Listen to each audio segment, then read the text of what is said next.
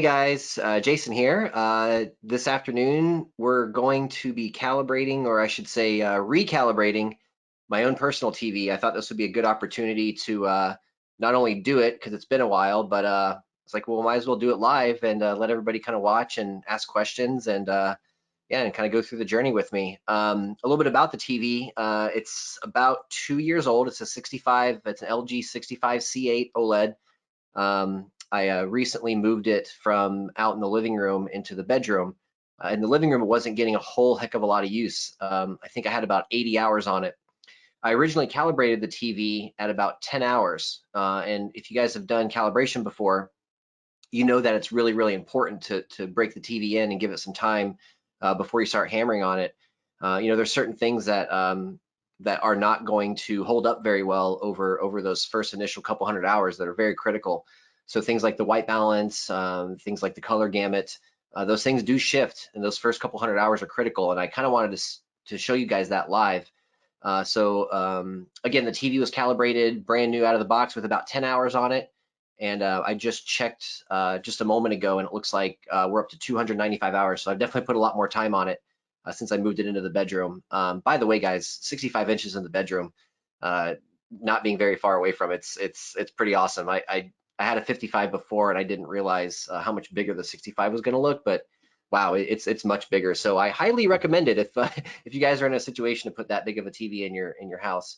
The other thing I did that really helped a lot with the overall picture quality is I hung a black sheet up behind the TV, so the whole entire wall behind the TV is completely black, and it gives it this totally new sense of depth, and the contrast is just out of this world. One of the reasons why I love the OLED so much, and why I went with one personally. So this session that we're going to be doing today, it probably will go over an hour. I know myself. I'm not going to try to lie to myself and say that I can get this all done in 60 minutes. I will be recording it though, so if you guys if you can't stay on for more than an hour, that's totally understandable. You can always go back and rewatch the rest of the session later. I really wanted this to be a little more casual and a little more fun, so I'm not going to put everybody through a bunch of slideshows and PowerPoints and things like that. I just wanted to kind of jump right into it. Tom's going to stick around for a while. Tom Devine, our marketing manager, is watching the question box, so if you guys have any questions, feel free to type those in. Once Tom drops off eventually, I'll keep my eye on the question box. And guys, this is going to be fun. It's going to be real casual. So if you want to ask a question, I can unmute your microphones and whatnot, or you can type in your questions. But this is meant to be a little more of a fun session. It's the end of the week. I know everybody's nerves are shot. At least mine are. I'm not going to lie. But I do want to have a little bit of fun going into the weekend. And I do see some familiar faces and some names in the attendee box. So thank you guys so much for coming and checking it out this afternoon.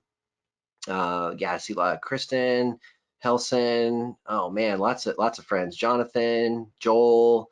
Yeah, cool guys. Glenn's here. Brad, Chris, Eddie. Yeah. So thanks a lot, guys, for hanging out.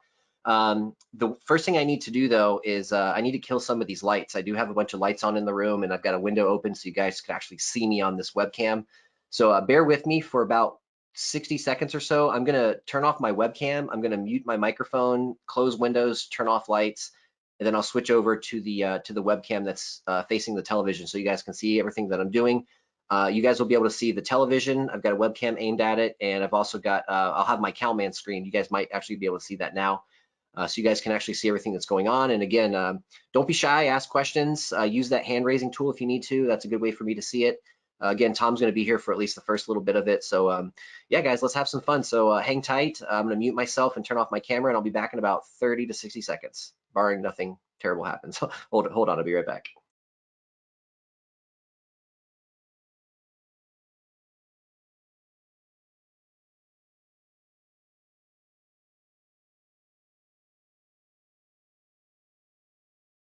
Hey guys, Tom here. I'll be in the background most of the time. I see Jonathan's lighting up the question area, and I love it because I don't want to answer any of those. We'll let Jason read all these funny questions. But I appreciate you guys. Make sure that we do just put all the questions into the questions area, and then we'll just have Jason go through these as well. And I'll just have Jason, when he gets back, open up the actual window, so he'll be able to see all the questions as well, like I always do, and then he'll be able to get to address exactly what you guys are saying. So But thanks guys for tuning in, guys and girls and people of all shapes and sizes, for tuning in. It's going to be a really fun afternoon. I know everybody is crazy, like he said, but looks like Jason's coming back now. Looks like he's the monster from the Black Yeah, Lagoon and that. give me a Yeah, second. yeah. I'm just gonna switch cameras over to my other webcam, and hopefully you guys now can see the TV screen. Yep, we sure can, Jason. We can see the TV screen, and then you can also see Calman. And then Okay, for great. all the viewers out there, there's a slider bar in between on your viewer, and you can slide that up and down depending on which screen you wanted to see bigger or smaller. So just make sure you utilize that. Cool, And awesome, then Tom. Jason, Thanks for you that. should have the questions tab pulled out because Jonathan has a lot of funny things to say. Oh And yeah, he's Jonathan's a good guy. He's a calibrator out of the Dallas area. Very that's cool, excellent. very cool. So it looks like so I've got Brad has a question right off the bat. If I'm just doing consumer display calibrations, is there much of a reason to get CalMan Ultimate compared to Video Pro? Do you feel the customer reports and workflows are used often? Brad, great question. I do have Ultimate myself, but I'm going to be honest with you, I don't find myself utilizing some of those advanced functions very often at all. I think if I were in your shoes and you're just doing consumer stuff, the regular Video Pro package is plenty. You have all the different workflows for the AutoCals, and you have workflows in there for video walls. The Ultimate just lets you do a lot more custom stuff, and it might sound like in your particular case that the Video Pro version will save you a little bit of cash and still be able to do everything that you need. So hopefully that answers that question. Oh, and Jonathan just corrected me, Tom. He's in the Houston area, Houston, Dallas. I don't know Texas all that well. I hope to get out there a little bit more pretty soon. I love Austin. I have had a lot of fun in Dallas before. We did a class in Houston last year. That was really cool. So yeah, cool. All right, guys. So I'll keep this question box open just so I can see everything. And all right, well, let's get started. So just real quick, the way I have this setup configured right now, I'm using a Murideo 6G signal generator. I'm using a Klein K10 colorimeter. I'm not going to be doing a profile live with you guys, only because I've already profiled this TV in the past with my spectroradiometer. I have a Jetty 1511, which is actually back in Germany right now, being recalibrated. I've had it for a year now, so it's off for service. So I should have that back hopefully in the next couple weeks, barring any strange things with shipping that we might see over the next little while here. But the good news is that I still have the profile saved from the first time I profiled this TV with the Jetty. So I'm just going to use that profile that I used before, which is totally fine. I've already profiled this TV with those 2 meters, so I'm just going to reuse that profile. No worries there at all. Again, I've got the 6G generator. I'm using CalMan Ultimate, and I'm going to be going through the SDR AutoCal, the HDR AutoCal, and the Dolby Vision AutoCal. And the idea here is just going to kind of walk you guys through what I'm doing, what my thoughts are, things I'm seeing. And again, feel free to chime in. You might have some cool tips that you've seen before. The cool thing about calibrators is that everybody's got their own methods and tricks and tips. I've calibrated lots and lots of these TVs, but I'm certainly open to learning something new. Absolutely. So, if you guys do see anything that you want to ask about, or you want to point out, or you want to chime in on, then absolutely feel free. So with that being said, the first thing I'm going to do here, after opening up CalMan, I'm going to go to this big menu screen right here. We're going to pick Start Calibration Session. Of course, I say Start and I click Save. So Start Calibration Session. I'm just going to rename this something that I know that I can keep for my records later, because I like to keep track of this stuff. So this is my 65C8 recalibration with 295 hours. Okay, cool. So I can look this up later. So I did make a little profile for myself because I calibrate my own TVs, of course. So I'm just going to pick me as the customer, and the display. There's my 65C8. Now you can see my old Panasonic plasmas there, my old 55C7s there.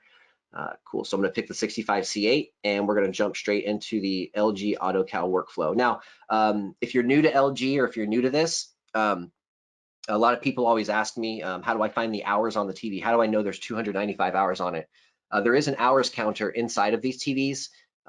Keep in mind, this is only for, as far as I understand it, at least, this is only the North American models. So if you guys are watching from Europe, perhaps, Maybe Chris, if you're on, maybe you can chime in here and let me know what you're seeing. But rumor on the street is that there's no hours counter in the European models for some reason, but we definitely have them in the North American model. So the way you find that is I'm going to press and hold the settings button on the TV. We're going to go down to general. And then if we go down to about this TV, I'm going to highlight the model number and press enter. And we should have, let me move this little window out of the way. We should have total power on time, 296 hours. So I got the TV turned on a little while ago, let it warm up a little bit. Actually, that's a really good point to bring up, guys. The one thing that you want to be careful to do here is, don't turn the TV on and immediately start calibrating it. I like to give the TV at least a half an hour of warm-up time before I start calibrating it. And what I really like to do is I go ahead and put the meter up there against the TV so that the meter and the television kind of warm up together, if you will. If there's any differences in temperature, maybe if the meter's been inside of a cold case all day, and I put it up next to a warm TV, it takes a little bit of time for those two things to level out. If I start taking readings right away, I might not necessarily trust those readings because there's a temperature difference between the meter and the panel. So it might be a little precautious there, but I do like to do it. As far as warming up the TV, if you're dealing with a regular customer, just have them turn the TV on and just put the news on or something, no big deal. When I do my own TV, or if I get to the client's home nice and early, I'll usually use like a plain white the plain white screen that you see up here, or I'll use the rolling or the moving ramp pattern, which I really like as well, which you guys have probably seen that before, and that is going to be this guy right here. So it looks like Chris just did chime in. Maybe he was responding to my question. Oh, yeah, so he just mentioned that the Jetty meter comes from Germany, and absolutely. I mean, it took me many years to kind of get to a point to where I wanted to buy that series of a meter, and I'm so glad I did. It really has helped my calibrations a lot more accurate. And the fact that I can just walk around that meter and just point and click. It has a nice big LCD screen on it. I wish I had it here so I could show you guys, but it's got a nice big LCD screen on it, so I can I can like point at my taillights if I want to and see what color red they are. So it's a really cool device. It comes from Germany, very well engineered, and again, just an overall great piece. So thanks, Chris, for that. Okay, so jumping back over to CalMan, I've titled the calibration. I've got all the customer information, which is just me anyway. I've got the display here, and I've got the correct workflow chosen. So I'm gonna go ahead and click Start Session. And this should be pretty interesting, guys, because again, this TV, I haven't put a meter up on it in about 280 hours or so. So I'm very curious to see how much it's drifted from 10 hours to 295. If I had to guess, a lot of times what I see during that break-in time is that we lose some blue. That's not all the time, but that's just what I've seen in the past, in my experience at least. So it'll be interesting to see how much the white balance has drifted and how much the color gamut's drifted. So first we're going to do the SDR calibration. I'm going to go ahead and pick SDR right here.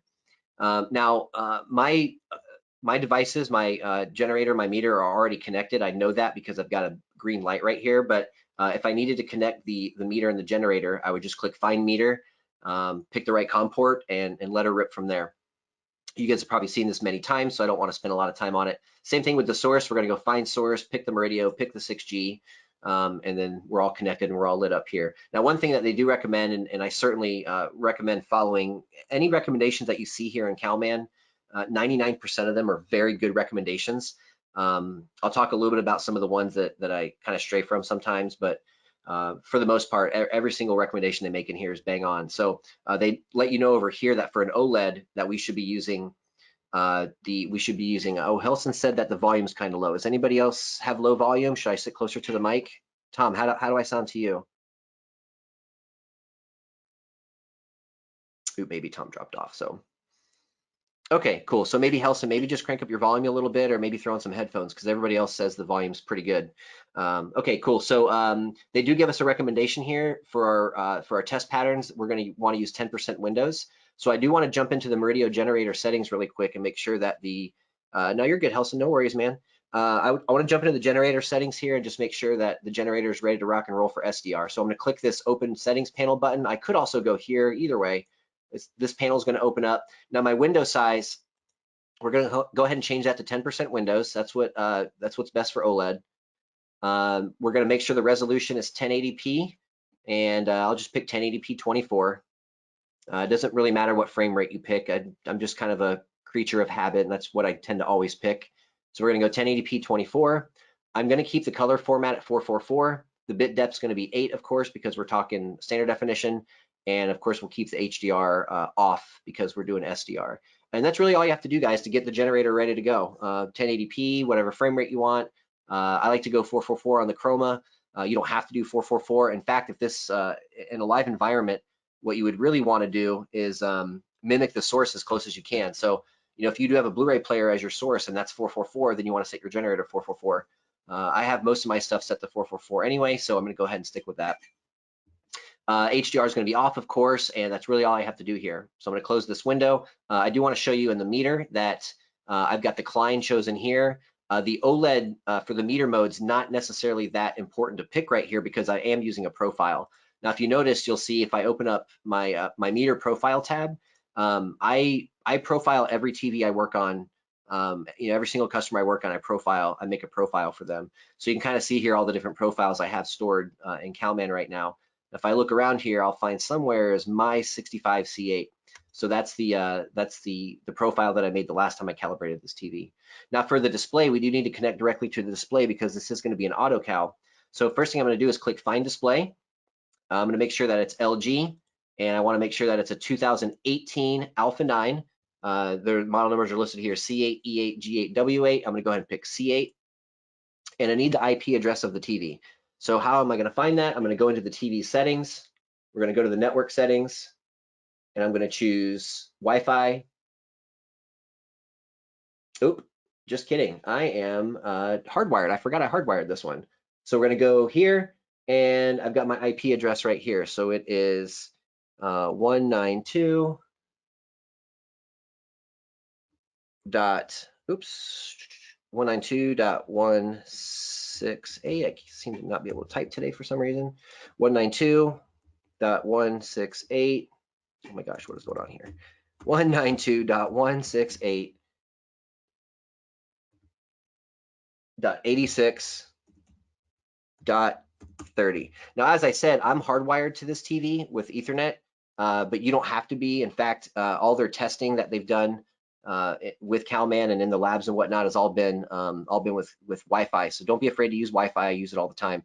The only thing I will give you a warning with Wi-Fi is if you're in maybe a business or something, or studio perhaps, where the Wi-Fi has like a two-step authentication where you have to like sign in or something. That's not going to work. So if you're in a normal Wi-Fi environment, knock yourself out, go Wi-Fi. But if you're in an environment where there's a second step to authenticate the Wi-Fi and sign on to the Wi-Fi, your best bet is to hardwire directly to the TV. You can do that from your laptop. You can maybe carry around a little small router with you. I've seen guys do lots of different things. Okay, so now that we put the IP address of the TV in, CalMan's asking us for a PIN. The PIN number on the TV right now is 448 38 086. So I'm going to click OK. And what we should see is calibration start in the upper right corner of the TV. That's great. So far, so good. And up here in the upper right corner, I have the LG 2018 OLED with a green light here. So that means that we're all ready to go here. So my generator's connected, my meter's connected, my TV's connected. We're ready to start the session here. Jonathan just asked a question: how do you set up a profile for a TV? Jonathan, I think, correct me if I'm wrong here. Are you talking about making a profile with two different meters? Is that what you're asking?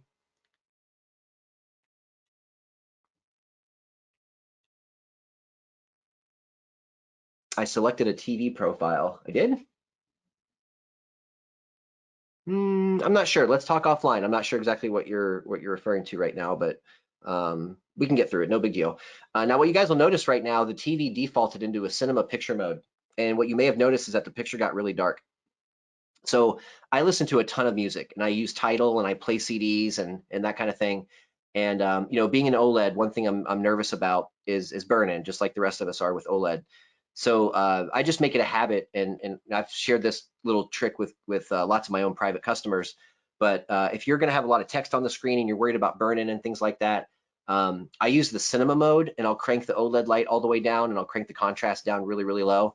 That way, if I have bright white letters on the screen while there's a black background, I don't have to worry about burn-in or anything like that. So I do use the cinema mode with a very, very tuned down contrast and OLED light, just because there's a lot of text on the screen. And if I'm listening to a long album or something, the last thing I want is like like if I'm listening to a Tool album that's 2 hours long, the last thing I want is the word Tool burned into my TV. So I do have that turned down specifically for that specific reason, but I'm not going to calibrate in the cinema mode. I'm going to calibrate in the ISF dark mode. So we'll change that and get going here pretty soon. Helson just asked a question: if you have a spectro and a colorimeter, is it wrong to do a 4-color matrix method profiling if it's the same panel, or did you choose that profile because it's your TV? So Helson, I made that profile with this TV the first time I calibrated it. So if this was a brand new TV, or if it was a customer's TV, it wasn't my own, then yes, I would make a brand new profile with the Jetty and the Klein.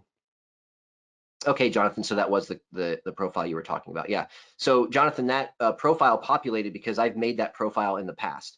If I hadn't made that profile before, then I would have made a new one today right here with you guys. But I already had that profile in CalMan, so I'm just going to go ahead and use it. Okay, so color space, we're going to go Rec 709. I'm going to leave the HDR box unchecked. We're going to do SDR first, and we'll do HDR later. So I'm going to click next. And for my targets, so I'm going to do my dark mode with you guys. I'll do my bright mode later. The process between the bright mode and the dark mode is exactly the same. I just have some different targets. Just to save a little bit of time, I'm just going to do the dark mode with you guys here today.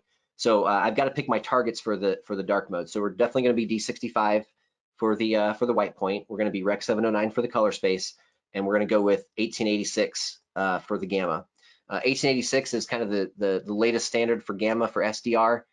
We've used different values for gamma in the past, but that was finally something that was standardized back in, I believe, 2011. So any newer content that I'm going to be watching in the night mode, we're going to use the 1886 gamma, which is very, very close to the 2.4 gamma. So the black levels are on the dark end, especially, are going to be a little bit darker, but in a pitch black room like what I'm dealing with here, and I'm not sitting that far away from the TV at all, then I can definitely get away with a 2.4, in this case 1886, no problem. Now, if the room has some light in it, or the customer's sitting a little further away, even if the room is dark, I might go with a 2.2. If you're sitting far away from the TV, it might be harder to see shadows. So if the room's got some light in it, or something like that, then I might go with a 2.2. But in this case, I'm going to go ahead and use the 1886. Now, one thing that we have to do for the OLED is turn on the pattern insertion. The last thing you want with the OLED is to be taking readings of a specific level of the grayscale or a specific color, and it's up there for 3 or 4 minutes as you're calibrating it, and there's some image retention. If I'm calibrating, say, cyan, and the cyan test pattern's up there for 5 minutes, and then I move on to magenta, I don't want that cyan to kind of stick around and pollute the magenta reading. So we have to use this pattern insertion. What the pattern insertion does is, in this case, every 5 seconds, for 5 seconds, there's going to be a 25% full field up on the screen. And that just kind of gives the TV a break, if you will. So there's not just a rectangle shaped test pattern on the screen for several, dozens and dozens of minutes at a time. This will kind of give the panel a little bit of a rest or a little bit of a break every 5 seconds. So I just stick with whatever CalMan recommends as their defaults for the pattern insertion. And in that case, if you click the button over here, it'll automatically populate the correct setting. So we're going to go ahead and enable the pattern insertion. We're going to use the SDR default. So every 45 seconds for 5 seconds, there's going to be a 25% or 25 percent stimulus full field up on the screen. Now for the AutoCal Delta E formula, we've all been using Delta E 2000 for many years, and that's what I learned on. But the Delta errors have gotten more and more accurate and a lot better over the years. In fact, if you guys go and check out, it's either going to be on SMPTE's YouTube page, or it might be on Portrait Display's YouTube page. But Tyler and Catherine from from CalMan, from Portrait Displays, they recently did a 30-minute talk at SMPTE conference, talking about how much better the delta formulas are now. So if I can use a better delta formula to get even more accuracy, I'm going to go ahead and do that. So what CalMan recommends over here for maximum accuracy is the delta error formula called ITP. So if I open up this drop-down screen, we're going to go with delta ITP, and now I'm going to have a really super tight delta formula to dial this TV in. Looks like another question came up from, it looks like Glenn. Do you use profiles for TV technology or both technology and, let's see what's the rest of that question say. Come on, mouse. And for an individual display. So Glenn, if you notice in the drop-down screen for the meter, you have a meter mode here. So I can pick whatever type of TV it is, right? But here's the kicker. If I'm using a profile, that overrides whatever I pick here anyway. Now, just me being kind of a weirdo and kind of a, everything has to have its place, I do pick OLED here for sure, but then I also use my profile down here as well. So even if I picked LCD or plasma up here, it's not a big deal because this profile is going to override that anyway. Hopefully that makes sense, answers your question. So go back to my C8 right there, boom. Oh, John, yeah, that's the meter. Jonathan, I made the profile with my 2 meters. There's a video on YouTube that shows you exactly how to do it. Again, I can't do it here because I don't have that other meter. It's off at service still. Okay, now we can go next. Now this is the pre-calibration capture. So I calibrated the TV previously in the ISF dark mode. So I want to switch back over to that mode. I can do that in a couple places. I can go here, change the mode to ISF dark, or in this case, it's listed expert dark, or I could just pick up the remote and do it that way too. Now you guys probably just saw the screen get a lot brighter. That now I know I'm in the right mode. And if you want to really be cautious of this, you can pop into the menu here, check out your picture settings, and it's back in ISF dark mode. So we're going to go with the ISF dark mode. Now the pre-calibration should be interesting because again, this TV has had about 280 hours on it since I calibrated it the first time. So I'm going to click the read series button.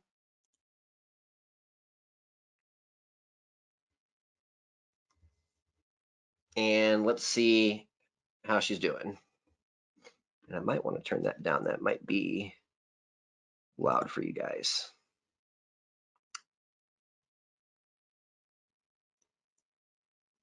And Jonathan, yeah, the settings, yeah, if you press and hold the wheel, yeah, it'll jump right over to the picture menu. I know that, but I always forget it for some dumb reason. So look at this, guys. This is crazy. The grayscale has gone, wow, grayscale's gone red. My prediction of blue was a little off.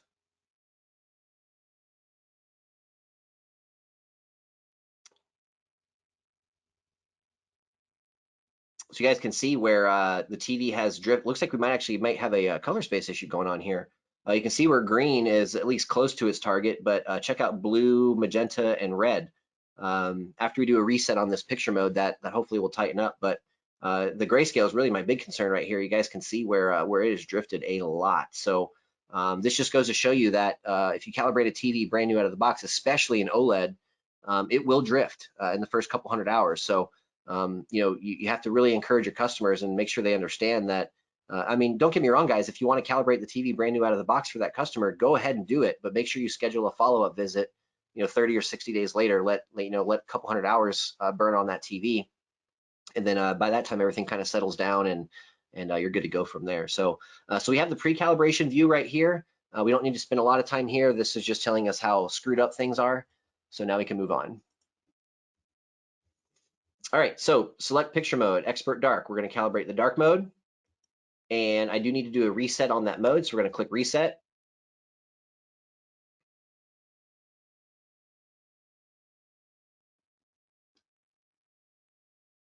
Give that a minute. You can probably see the TV changing in a few different ways. The reset button kind of lights up again, so I know it's done. And the enable calibration box was already checked after I did the reset. If that box is not checked, you need to check it. Going on with the rest of the calibration is going to be a really big headache for you if you don't check this box. So go ahead and check that box and move on to the next page. So luminance. So this is my dark mode.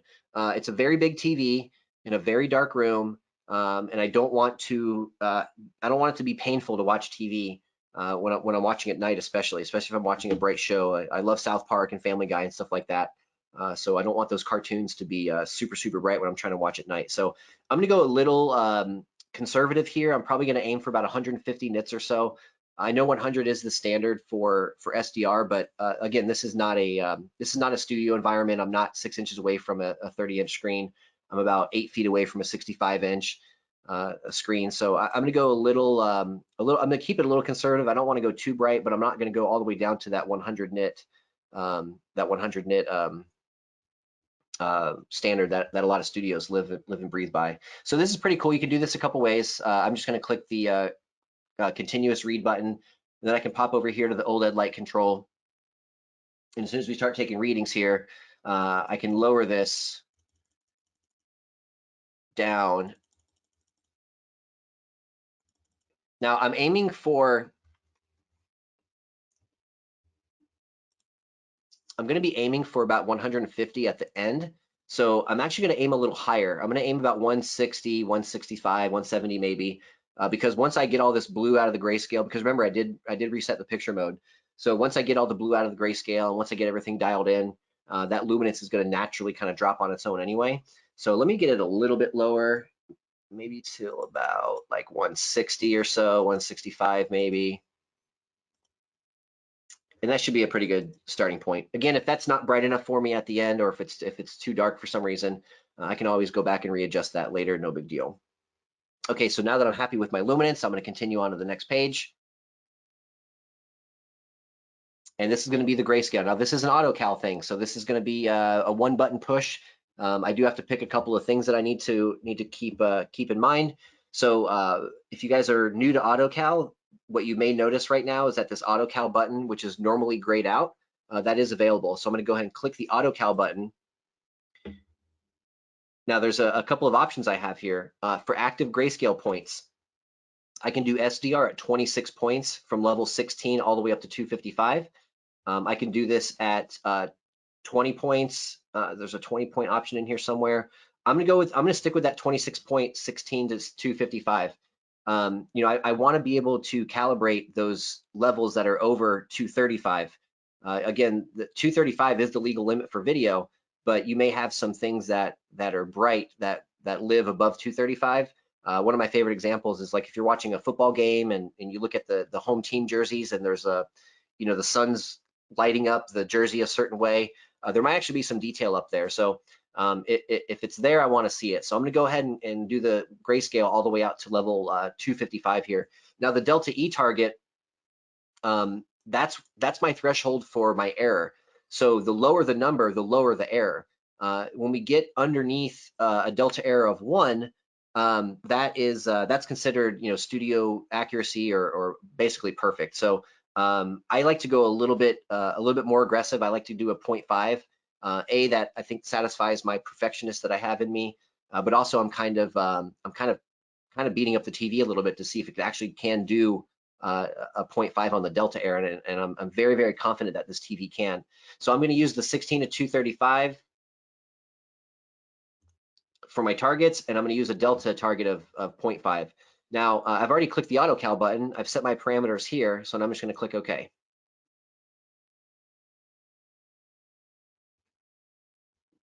And from here, we're just going to let CalMan and let the TV talk to each other, and the TV is going to self-adjust based on what CalMan tells it to do, based on the levels it's reading. And you can kind of use this time to maybe talk to the customer a little bit, or talk to him about room lighting and sources and those types of things too. I'm always looking for good ways to teach a customer how to get a better picture, and sometimes that comes down to the room itself and room lighting and where they sit and all these other things. So you can use this time here to kind of talk to the customer about that stuff, or if you're dealing with your own TV or you don't have a customer to talk to, you can check some emails or something. Chris just chimed in with a question or a comment. Delta error ITP or ICTCP are more accurate for HDR, especially in the shadows, but the results are worse in DE2000 for calibrators. Yep, totally agree. The ICTCP and the ITP were first used in HDR calibration going back to the models just before this. It was new, I believe, in 16 or 17, and now we're using it in SDR as well. So good call, Chris. Yeah. So guys, what's happening here, as you can kind of see what's going on, CalMan is adjusting each level of the TV.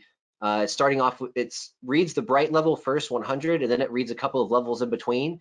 And then when it starts the calibration, it actually starts up here at 100 and kind of works its way down.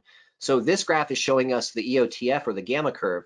So CalMan is automatically adjusting the grayscale and luminance so it follows the EOTF curve correctly. And remember, for EOTF, for gamma in this case, we picked 1886. So this is going to be our 1886 gamma curve. And as you notice here, the luminance is so far perfect, which is awesome. Now, if you look at the grayscale, I can almost not even see the deviation on the grayscale here. You can kind of see, if I zoomed in really far, you might be able to see a little bit of the deviation here. But guys, look at the targets and look at the actual numbers. Right now, it's working on level 45 or 50 or so. Our target, of course, is 313329, and we're 312329, 312328, 313329. As we work our way down towards the darker levels, we're 311329. It fixes it to 312329. Our luminance at this point should be about 18 nits, and we're right at 18 nits. So this is great, guys. You can do this manually, but it takes a whole heck of a lot more time. So being able to do this automated is pretty awesome. Looks like another question may have come in from Jonathan. How long will this process take with the i1 Pro and the Geek Squad kits? I'd probably say double, maybe triple. So if this takes 3 minutes with a Klein, I'd say it probably would take maybe 10 to 15 minutes with an i1 Pro 2. And that's assuming you didn't profile it with another meter. And I know you guys don't have another meter to profile, but the Magnolia folks do. So if you can get a hold of one of their meters to borrow to play with, then certainly go for it. So looking really good here. We're down to about the 20% range. These darker levels are always the more difficult. So you'll notice as we're getting darker and darker in level here to calibrate, the Klein slows down a little bit and the AutoCal slows down a little bit. But no worries. I mean, it is a light meter, so it needs a lot of light. And it is a very sensitive meter, but you will notice a little bit of a slowdown as we get a little bit darker here in the calibration. What you see on the screen right now, bright white, you saw it just went away. That was the pattern insertion. So again, every 45 seconds, we see one of those patterns just to give the TV a little bit of a break. Scott just chimed in, said that he must be super anal because he does a 0.2 error. Absolutely, Scott. I totally feel you on that. I probably could do that as well, but I don't want to keep you guys here forever. I'm confident that the TV can probably do it. But as we're looking at this, guys, look at these delta errors. We're down in the 0.4, 0.2, 0.4, 0.7, 0.4. So these are excellent numbers. I mean, I know I aim for a 0.5, but under 1 is considered studio quality anyway. So you start thinking about your pro monitors, the Sonys and the Flanders and those types of monitors, Canon and stuff. We expect those guys to be below a 1 on the delta error. So the fact that we're getting below 1 delta error, in some cases even below that, on a consumer panel that anybody can go buy is pretty freaking awesome. So let's see where we're at now. We're down to the 5% range. It's plugging away still. Just trying to get these last couple of levels right here. 326, that's good. See, we do have a little bit of a green error here at the very dark end.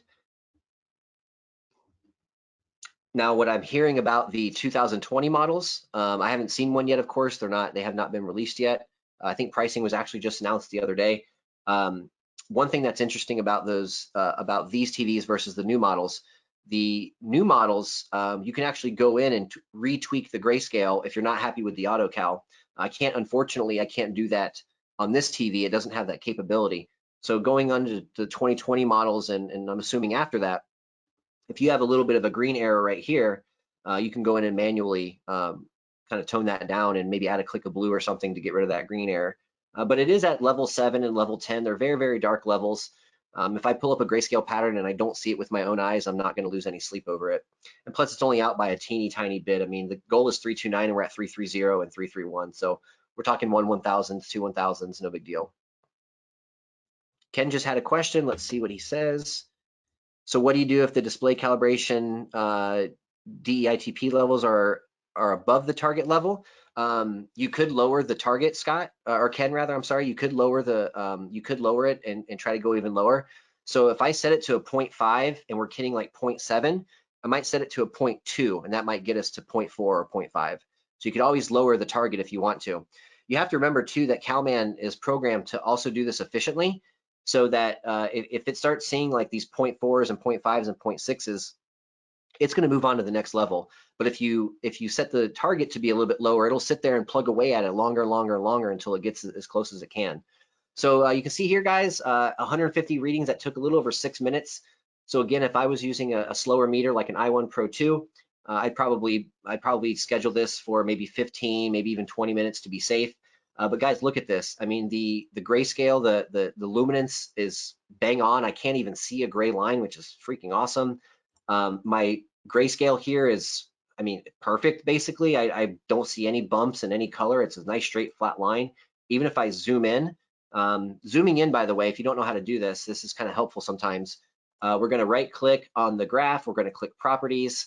If we go over here to the axis property, we can change this to auto.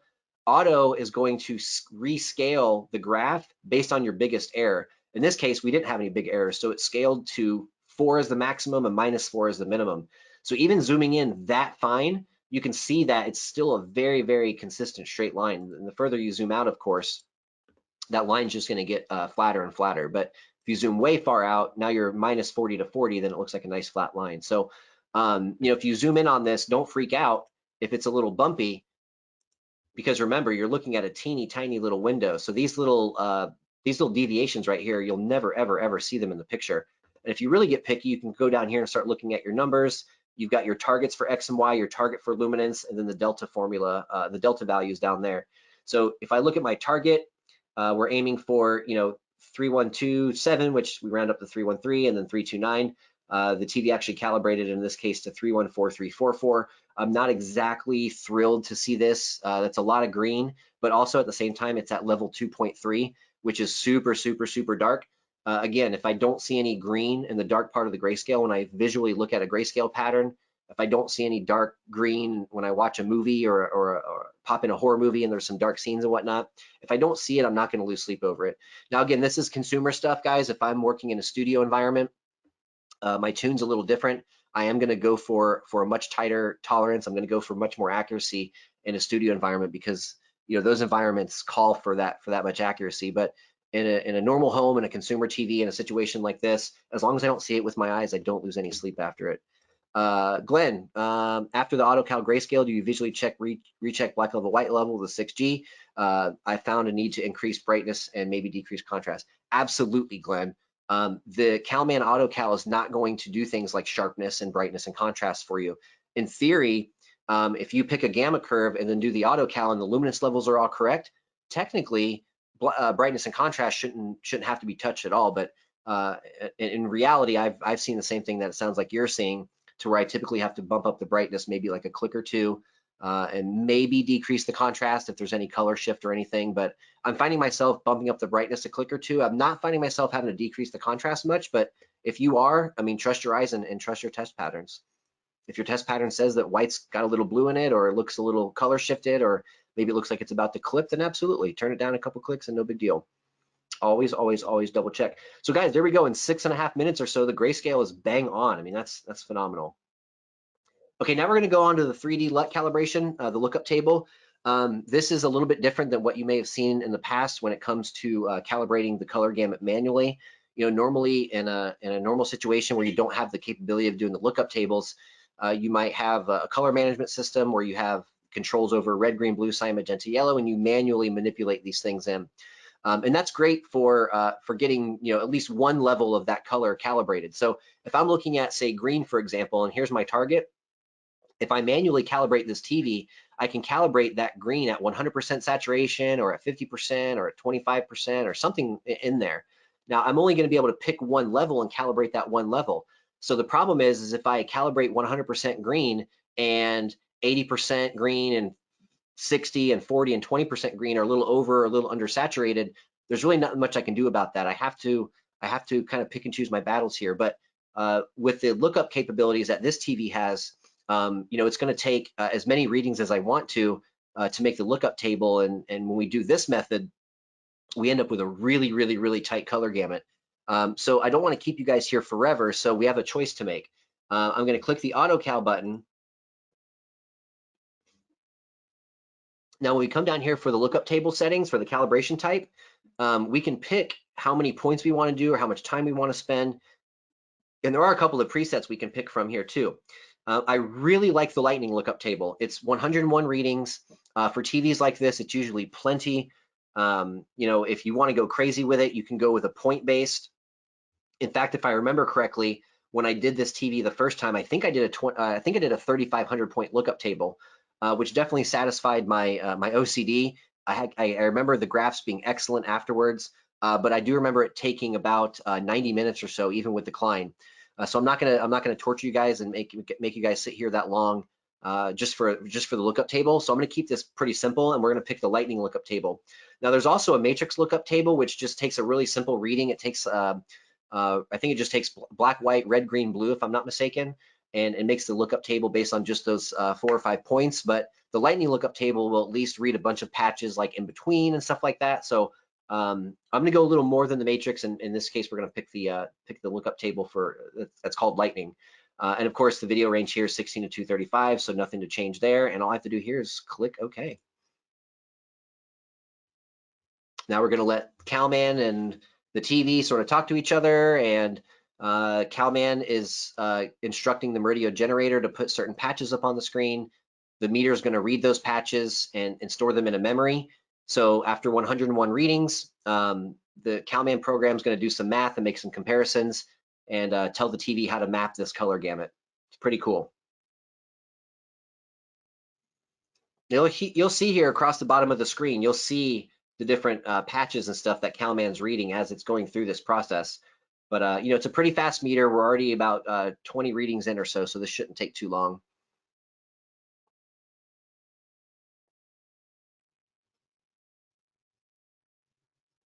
I apologize, guys, for my webcam. It looks like it's going out of focus and in focus and out of focus. Yeah, I need to get a better webcam. That's on my to-do list for sure. I thought I was being fancy and getting this cool 1080p webcam from a very popular manufacturer, and it wasn't inexpensive by any means. And I thought it would look a lot better than this, but looks like I just have to invest into a better camera. Chris just asked a question, why'd you use 16 to 255 instead of 16 to 235? Chris, I think I mentioned this before when we were doing the grayscale. You know, the legal limit for video is 235, but every once in a while, if there's like an explosion or something in the content, you know, there might be some levels that kind of leak over closer to 240 or 245 or even 255. So I like to hit the whole range just in case. And remember, if you go back and read the white paper for video, for I believe it started in the 80s with Rec 601 when video initially was digital. The white paper it's really funny to read. It actually says 16 to 235, but can occasionally excurse above 235. And you know, the running joke is what does occasionally excurse mean? What does occasionally mean? Does that mean all the time? Does that mean sometimes? Does that mean almost never? And then excurse, what does that mean? Does that mean it goes to 236? Does that mean it goes to 254? Like, we don't know. It wasn't really defined very well. So I like to be safe and just go ahead and blast it up to 255. That way I know all my bases are covered. Hopefully that helps. All right, looks like we're getting close to the end.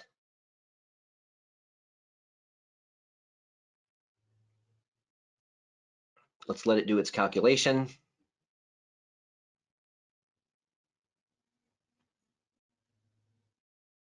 Now it's doing the math.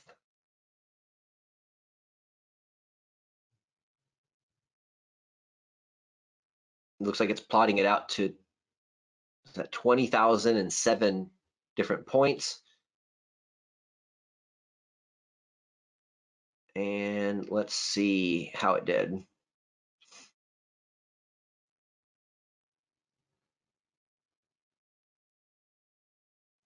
Calculating, calculating, calculating. Sorry guys, this is the boring part.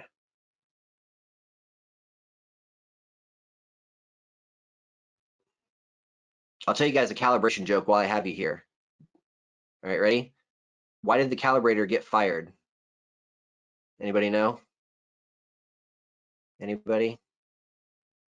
Oh Lord, no, that's not the right answer. Why did the calibrator get fired? Because he was being too nitpicky. Ha ha ha ha. Oh, sorry, that was terrible. Hey, at least I got one laugh. Thanks, John. Feel a little bit better. I feel like that needs to be. I think I actually may have made this. And you guys know the bad joke eel meme? I think that'd be a very fitting meme for that one. Okay, cool. 3 minutes 45 seconds, 101 total readings. Let's see how it actually did. We're going to verify the luminance, and remember I was aiming for about 150. And we're 147. So my estimation of doing 165 at the beginning got me really close to that 150, got me at 147. Oh, Harold threw in another joke too. Because the calibration is so easy, a monkey can do it. They have to be a pretty smart monkey, but you know, the AutoCal has made things easier. If you've calibrated in the past, a couple guys on the call here, maybe Glenn or somebody can attest for this. This used to take hours, guys. I used to schedule these for 6 hours. Oh, Caesar the monkey, got it. Yeah, there you go. I used to schedule these for a lot longer of time. You know, we used to have to. The software back in the day was not very good. Glenn might remember this. The old Sencore software was just basically a graph with a target. There was no instructions or what to do first, what to do second. But yeah, the CalMan software has definitely made it very, very, very easy compared to what we used to have to worry about. So for the last part of the SDR calibration, we have to uncheck this enable calibration box so we can do our verification. So we're going to uncheck that and click next. And post calibration capture. So let's go ahead and fire up the read series button. And let's see how she did. First thing is going to be this EOTF. I want to make sure that that's really, really close. And it looks like so far it's fantastic.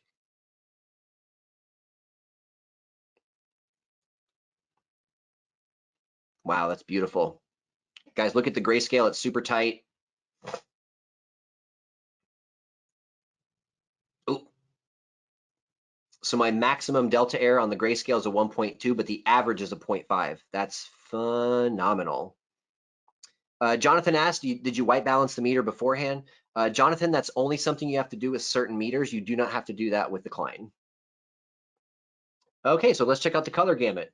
Green's on point, so is cyan. Blue's a little red, not the end of the world.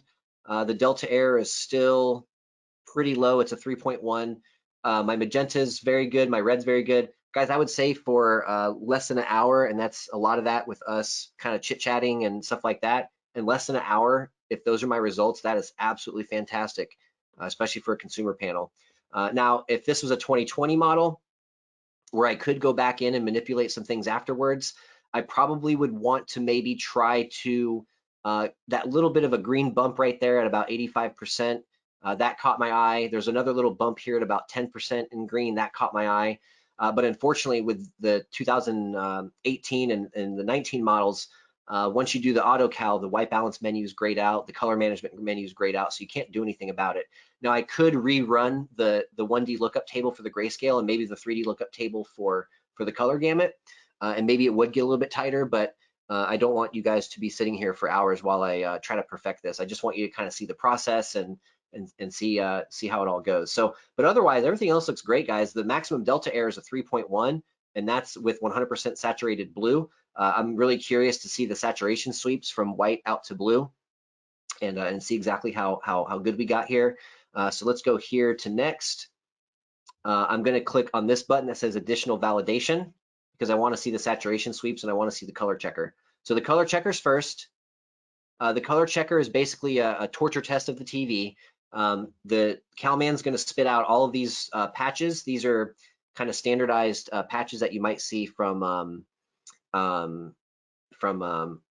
gosh, I'm drawing a blank.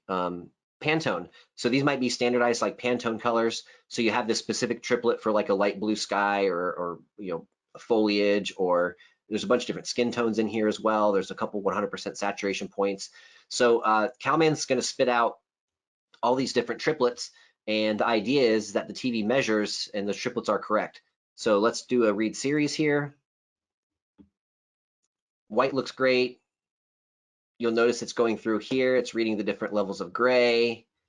Black spits out way out here. Don't worry about that black.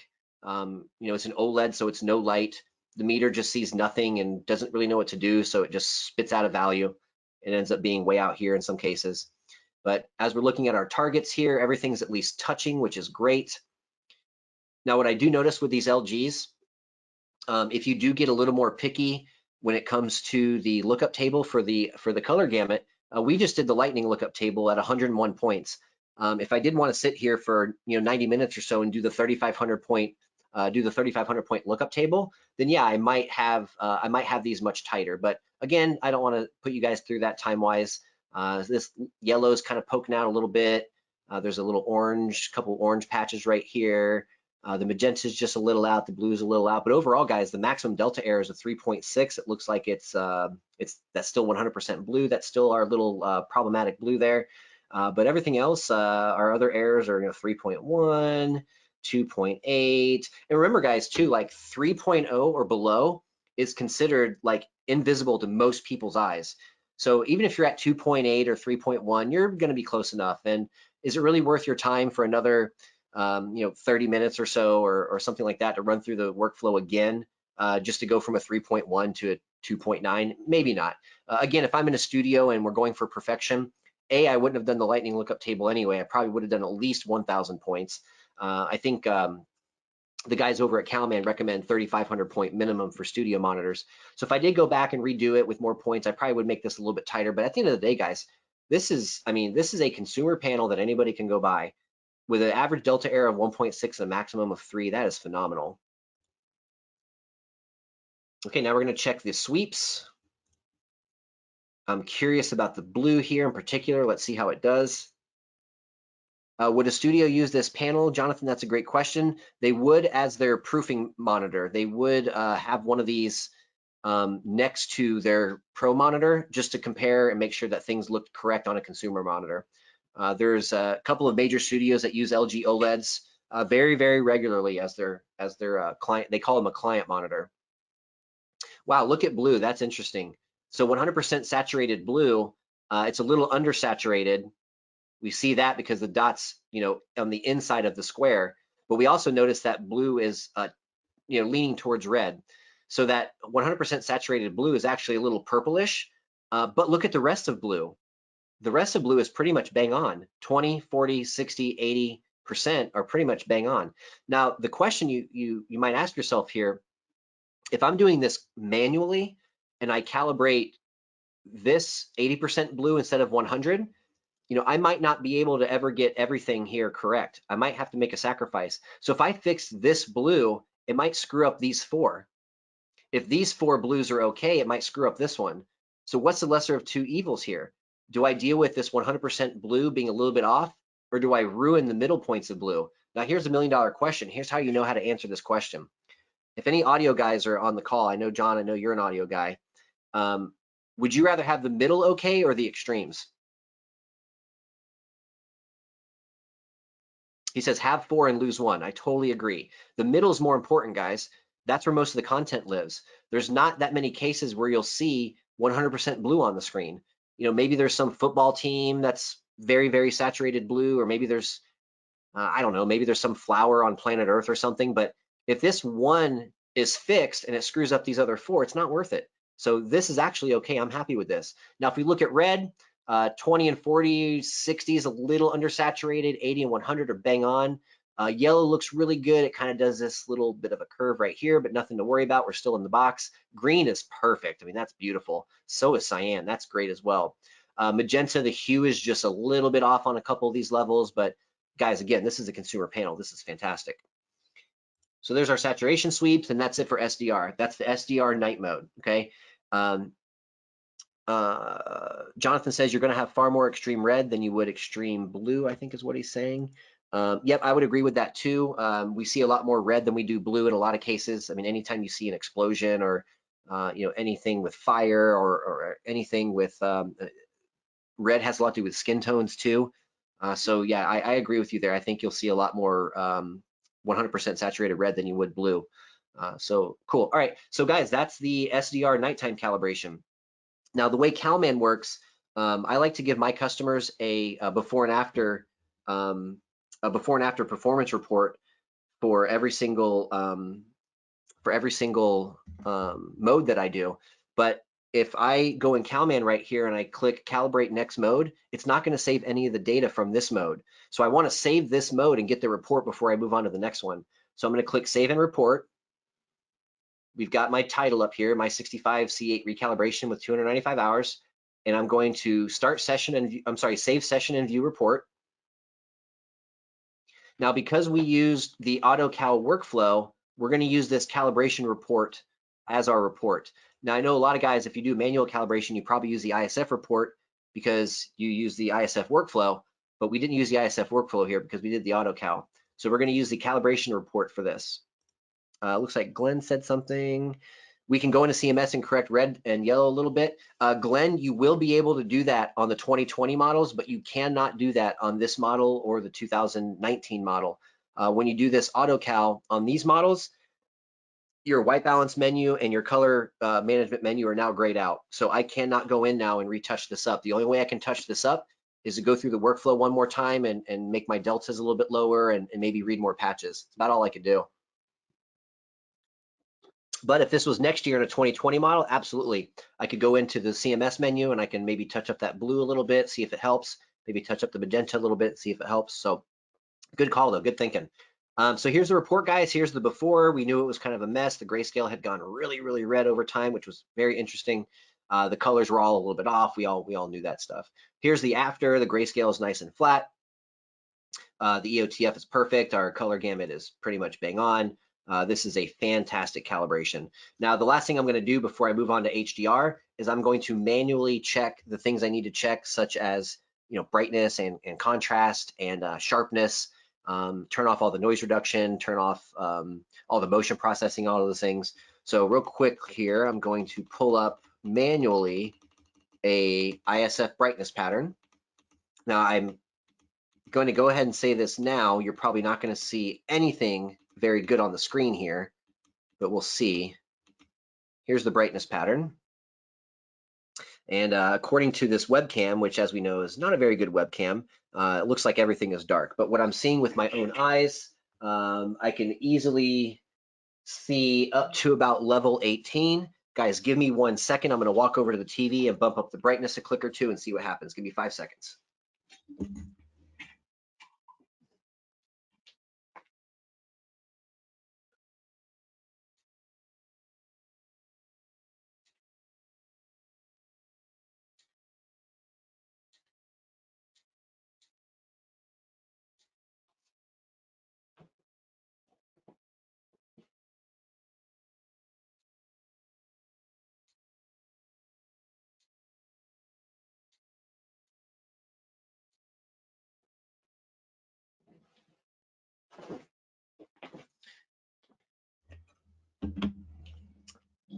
All right, so the brightness at the factory position of 50, which theoretically should be correct because we did the auto cal, it was still a little bit too dark. I got my face as close as I could to the screen, way closer than I would when I'm watching, and I still couldn't see 17.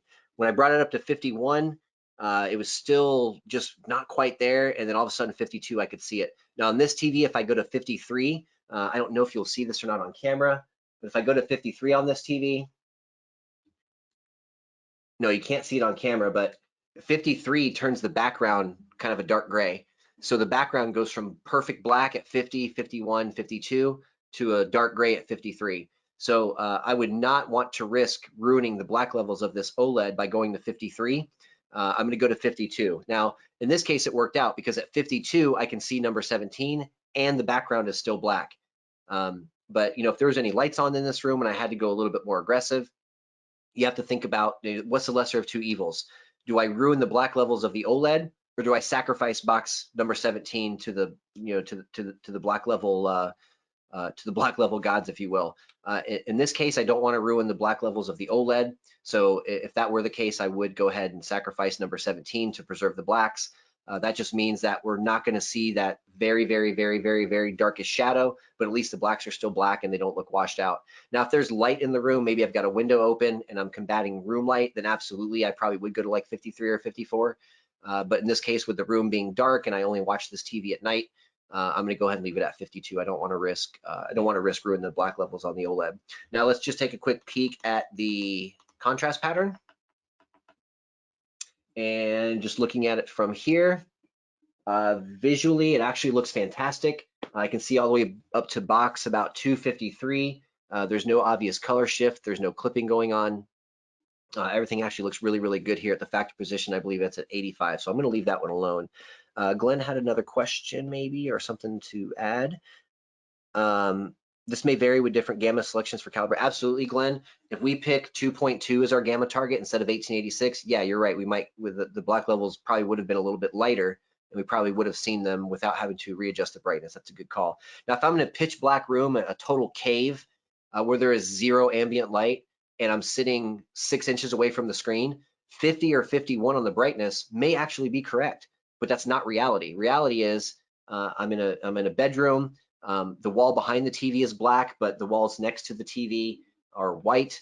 At least the first half is black. The second half of that wall that the TV's on is white. If you're looking at the if you're facing the TV, the wall on the right, about half of it is black, about half of it is white. So I'm not in a cave, and I'm not sitting 6 inches away from the screen. So I'm going to go ahead and leave this as is.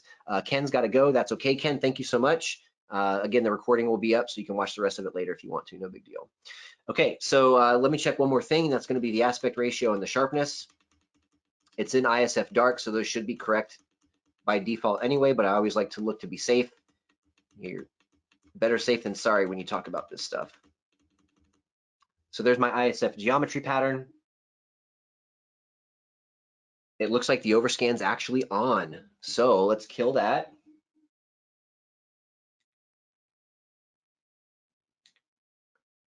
We're going to take the just scan. We're going to turn it on.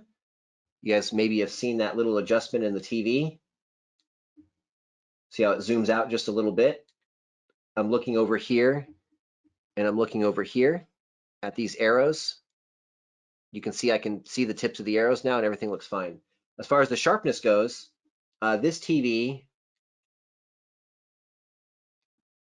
and this changes model year to model year, I feel like. But if we look in this TV, if we go down to it's either picture options or expert, let me see. Now see here, guys, real quick while I'm here anyway. The color gamut, I can't get to it. The white balance, I can't get to it. The color management looks like it's all default because we did the lookup table.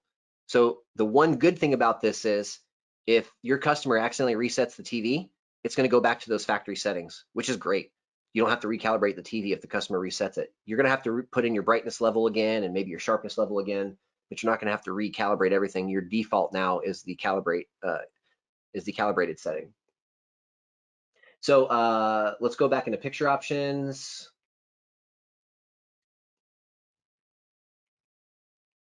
Let's go ahead and turn this off, the true motion that I know we all love. And the one thing I was looking for, I'm not seeing right now, which is actually a good thing because I don't need to see it. Okay, so let's find the sharpness. It should be at 10 from the factory, which is correct. Okay, so that all looks great. So guys, that's it for SDR. That's it. So let's go into HDR and take a look at that. So I'm going to take this report. I'm going to export it to PDF.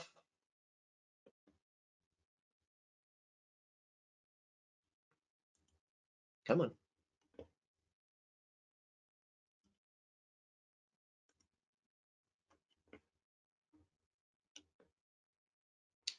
And this is taking way too long for some reason. Here we go. Okay, we're going to save this as my 65C8 SDR ISF dark. And I'm going to save that report for later. Now, if I wanted to, especially if I'm with a customer, I would go into the report. Oh, no, don't crash on me. No, no. Oh, no, I hope Cowman didn't just crash. Oh, no, it didn't. Okay. Kristen just had a question. You spoke about True Motion. Any commentary on the upcoming 5:5 pull down at 120 hertz, aka filmmaker mode? Kristen, that filmmaker mode is exactly like an ISF mode. It's just a starting point with the energy savings and all that stuff already turned off. Another question came in, can we watch the session later? Yes, we are recording it, so you can feel free to pick up later and watch the rest of the calibration with HDR and with Dolby Vision. Okay, calibrate next mode. We're gonna do HDR. Our equipment's already connected, so I don't have to do anything there. I do have to change the Murideo generator for HDR, so let's go ahead and do that. So we're gonna change the generator is going to go to 4K. So I'll probably pick something like 2160 at 24 frames per second. Come on. Guys, you might be seeing something happening to me that I hope never happens to you. My computer all of a sudden is being real kind of sluggish and not responding very well to these buttons. Okay, we're gonna go 4K 24. And Helson, by the way, this is my old computer. I just got a new one, but I didn't want to risk doing this with a brand new computer first try. So I'm actually using my old computer. I just got a brand new Lenovo with the OLED screen and stuff. It is really, really cool. It's a great little laptop so far. I've only been using it for a couple days, but I didn't want to risk any crazy issues with this. So I'm sticking with my old laptop for today, at least for this session. So we're gonna go 2160 24. I'm gonna keep it at 444. It is HDR, so we need to change this to 10-bit. We need to turn the HDR on. I do notice this sometimes when you turn the HDR on, the BT 2020 checkbox for wide color gamut's already chosen. But for some reason, I don't know if this is a bug in CalMan or if it's something they're doing to maybe try to save bandwidth or something like that. But when you turn on the HDR 10, the bit depth always kicks back to 8 for some reason. So I always got to go back in here and put that back to 10, and then it will be 10-bit like it's supposed to. The EOTF is going to be SMPTE 2084. That's the gamma curve or the EOTF for HDR. We're going to go for P3 for our primary colors because this TV, not on its best day, could do 2020. And of course, our white point for HDR is still going to be D65. Nothing changes there. We're going to change the color space down here to 2020, and we're going to tell CalMan that we're calibrating HDR. So click next. Our targets are still going to be D65. In this case, white's always the same white, no big deal. And then Rec 2020 for our color space, so I can leave that alone and click next. Now the pattern insertion for HDR, they go a little more aggressive with it because these test patterns now are going to be way, way, way brighter in HDR than they were in SDR. So this is even harder on the TV. So where the SDR defaults were like, every 45 seconds for 5 seconds, in HDR and Dolby Vision, it's every 5 seconds for 5 seconds. So it's a little more aggressive. We get a pattern insertion every 5 seconds, but again, this is just here to save the panel and save it from any image retention. I'm going to go ahead and change that delta formula back to DEITP because I want maximum accuracy. I'll let CalMan catch up here. All my targets are good. My pattern insertion's turned on. My delta formula is ready to rock and roll. I can click next. And pre-calibration capture. Let's see what mode we're in. I'm going to look at the TV. The HDR logo popped up, which is good. And I'm in the cinema mode right now for HDR. So let's see how the HDR calibration held up over the last couple of 100 hours.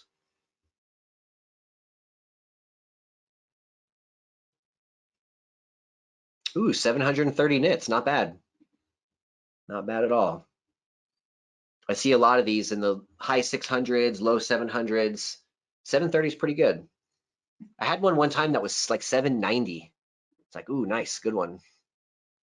Pick the right one. So gamma is not really gamma anymore, especially with HDR. We refer to it as EOTF, and we still want the same goal. We still want this gray line to follow the yellow line. HDR is a little bit different because these levels are absolute. It's not like I have a gamma setting to go in there and just manipulate this to fit. What we find out here is when we look at these absolute values, what this data is telling me is that basically the first 60% of the grayscale is a little bit too bright. Now the difference is with HDR, in SDR, if I turn the contrast up too high, I just blow out the top end. I just clip all the bright whites. But with HDR, if these individual levels are all a little bit too high, that means those levels are blown out. So it's not like anymore where with SDR, if I turn the contrast up too high and I look at a cloud in the sky, the cloud's just one big white blob.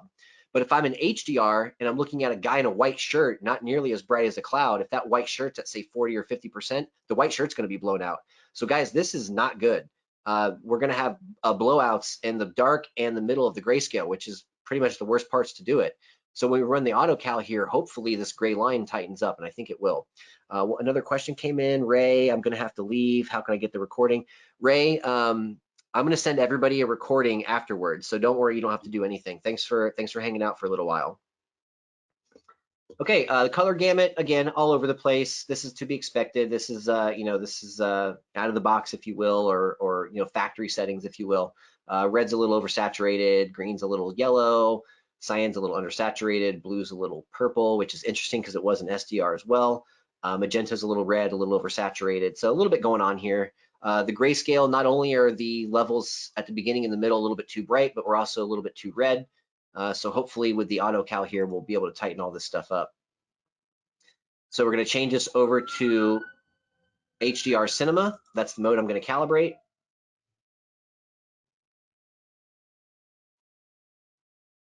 Let's let CalMan catch up. And we're going to do a reset right here. See how the button turned gray when I clicked it? When it turns white again, I know it's done resetting. With CalMan, if you guys have used this in the past, one thing you don't want to do in CalMan is go crazy clicking a bunch of buttons when something doesn't happen. You will make it crash. So when I click that button, it turns gray for a few seconds. When it lights up white again, I know it's reset. And then of course the enable calibration box is checked, so I know I'm ready to go to the next page. Okay, grayscale. This should look very familiar. We're going to go auto cal here. Now in this case, we cannot do the rolling. We cannot do the 16 to 255. We can't do the rolling 16 to 2. We can't do any of these. The only option here that's correct is the 20-point HDR option. You have to pick that. Now the delta E of being 0.5, I could stick with that because we are pushing the panel so hard at this point in HDR, it might not be able to get a delta error of 0.5. So if it's getting hung up or if it's not doing as good as I want to, I might start this over with like maybe a 1.0 or maybe even like a 0.75, but I'm going to do a 0.5 though. Let's see what it's capable of. Which mode would you recommend? Calibrating HDR. You could do Technicolor. That one tracks really well. Cinema tracks really well as also. Cinema Home tracks too bright. So I stay away from that one. And of course, Vivid and Standard and all those other modes are all pretty bad too. But Technicolor is totally fine. Cinema is fine. Don't do Cinema Home. You can't fix it. It's too far gone.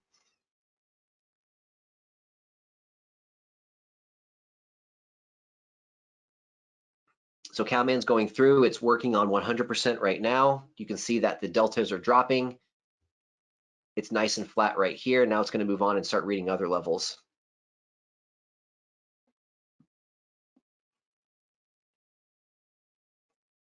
There's 50.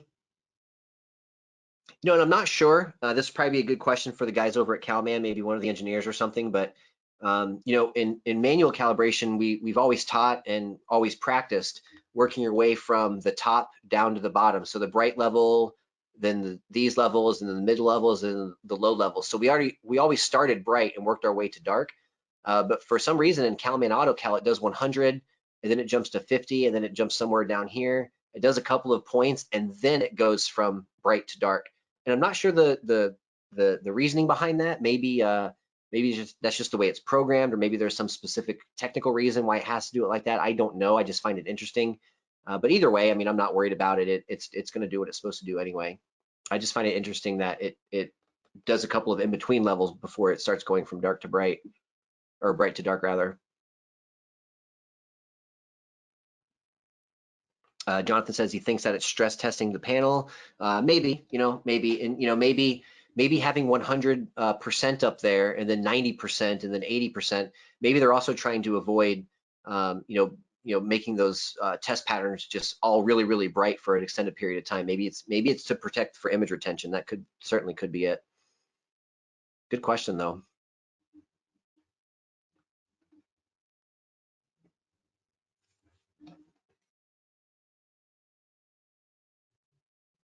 Right, we're doing pretty good so far.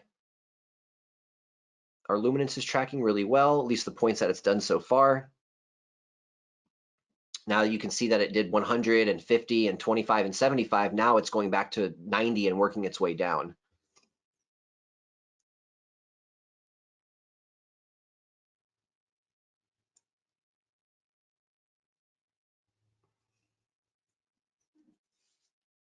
Now you'll notice too that this does take a little bit longer because you know, we have that pattern insertion set to 5 seconds for HDR. So instead of every 45 seconds, it's every 5. So that will slow us down a little bit, but that's okay. That's normal. Glenn says avoid large changes manually. I 1,000,000% agree with you, Glenn. You know, if the control goes from 0 to 50, the factor position is 25, and you're up to into like the 40s or something like that. You know, 20, 30 clicks, it's asking for trouble.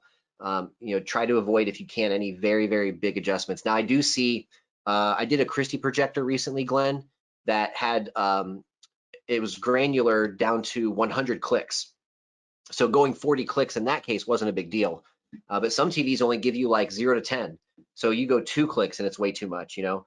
So it just depends on how granular those controls are. But I totally agree with you, man. If you're making these really, really big adjustments, you're probably going to add some sort of distortion or some sort of artifacting into the final image. Gosh, I'm having flashbacks now of the 2016 LG OLEDs. If anybody on the webinar was around during those times, the CMS on those TVs was a complete disaster. In fact, it didn't work at all. So as soon as you touched any of the, especially like the red saturation control, even if you went 1 click, it totally destroyed the picture. So for a whole year of those TVs, we were telling calibrators, like, you know, getting phone calls left and right. Hey, the CMS looks good on paper, but when I look at an image, the skin tones look all terrible. You know, you just spent all that time calibrating the color gamut, and the picture was bad. So on the 2016s, you know, the best practice on those was to just leave the CMS alone and adjust color and tint if you can. But that was all you could do. It was a little heartbreaking because the TV had it and it didn't work. But you know, there's only so much you can do. We're not calibrators are not magicians, and we certainly can't do what the TV won't let us do.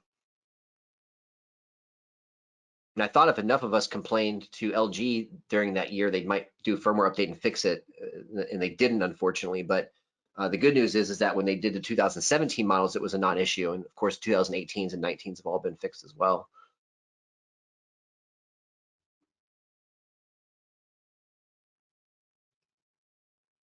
It's interesting to watch it too. Like if as I'm watching the TV screen, and you guys can't see this on the camera, unfortunately, but you know, when these patches come up, they start off really almost a cyan color, and then as CalMan calculates and takes readings and stuff, you can see it. You can actually see it with your own eyes go from like this cyan colored white to like a normal white. It's pretty cool.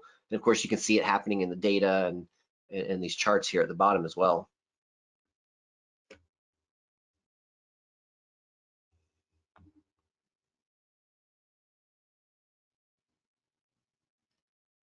Jonathan asked if I'm going to do a demo content of all 3 color spaces at the end. Probably not, just because you guys aren't going to be able to really see it on the camera anyway. But yeah, you certainly, you know, with your own customers and your own TV at home, then oh my gosh, knock yourself out. One of my favorite parts of this is the demo with the customer afterwards. So I'm always carrying around my some of my favorite new movies and you know, some of the things I've kept over the years that I know look really, really good. I just picked up, I picked up Gemini Man a little while ago. And man, not a lot of people are a big fan of the 60 frames per second. I think it's kind of cool, especially for like the action scenes and the scenes where they're underwater and fire and explosions and stuff like that. But man, the colors and the skin tones are just absolutely gorgeous on that movie. So, you know, carry around a thumb drive with you or carry around a book of discs. You know, part of this job is knocking the customer's socks off afterwards. So have some good demo material with you for sure. Glenn says something. I think CalMan's doing something like a 2-point and then a 5-point, then a detail 2. That might be it, Glenn. Maybe it's doing like you know, 100, 25, 50, and 75. Maybe it's doing like a 4-point and then going back and doing it in more detail. That's a great thought. Maybe that's exactly what's going on. All right, we're getting towards the end here. Of course, these last few levels are going to be a little slower because they're darker. This was one of the reasons, guys, why I bit the bullet year before last and bought the Klein. Before I was using the C6 from Portrait Displays. It's a great little meter and a fantastic price point. But I like to go fast, and I think it's a cool toy. It's a cool meter. So I bit the bullet and bought it 2 years ago. And then last year I went ahead and bought the Jetty to replace my i1 Pro 2. And the i1 Pro 2, honestly, guys, for OLED and for LCD panels and stuff, the i1 Pro 2 is more than enough to do your profiling and stuff.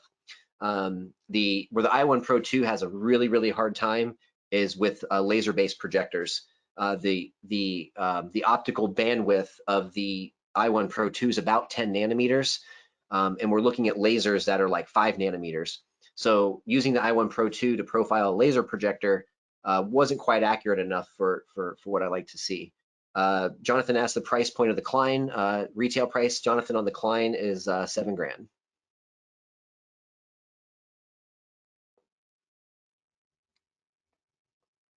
I have seen them used before. I've seen one pop up on eBay I've seen them used on eBay for like 4,500.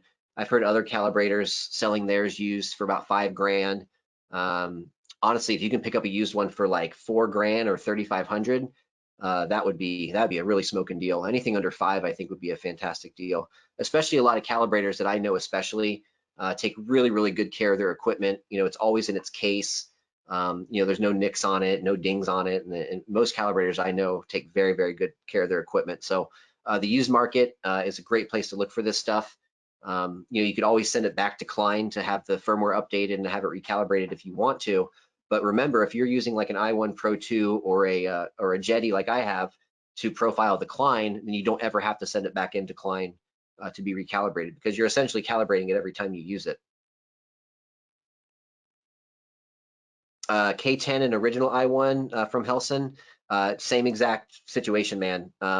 If you are taking an i1 Pro and profiling it with the K10 anyway, then you're just as fast as the K10. Profiling between the i1 Pro and the i1 Pro 2, it's the same exact process, nothing different there. Jonathan says, how do you profile off another meter? Jonathan, I'll send you that video.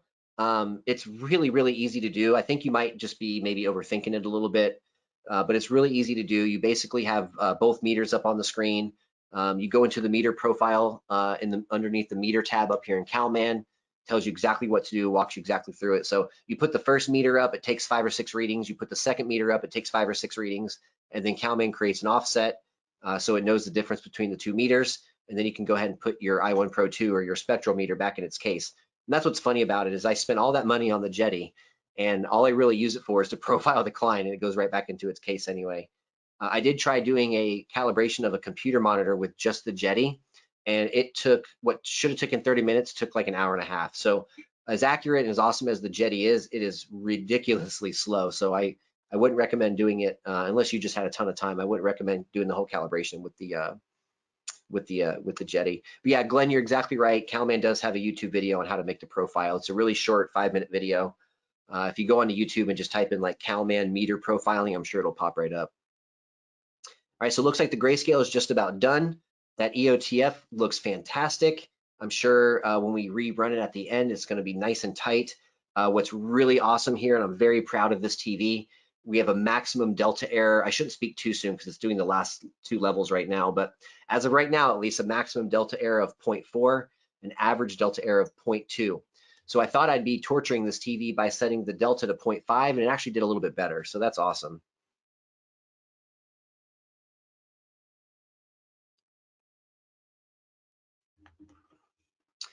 All right. Yeah, Helson, I think you just mentioned if you don't have the type of space it takes to take individual reading of 1 meter and then the other meter, yeah, you can do, like, when you do the meter profile, there's 2 options. You have a single pass or a multi-pass. I always pick the multi-pass. That way I can just use the Klein for the rest of the calibration. If you use the single pass, you have to leave both meters up there all the time, which can take a little bit more time. So I always do a multi-pass and just use the Klein for the rest of the session.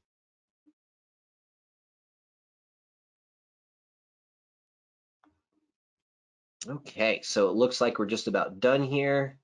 It's still at level 1.4, which is super dark. You might not even be able to see it on the camera. I can see it with my eyes, but yeah, you can't even see that on the camera. It's so dark. You kind of can if you look really closely.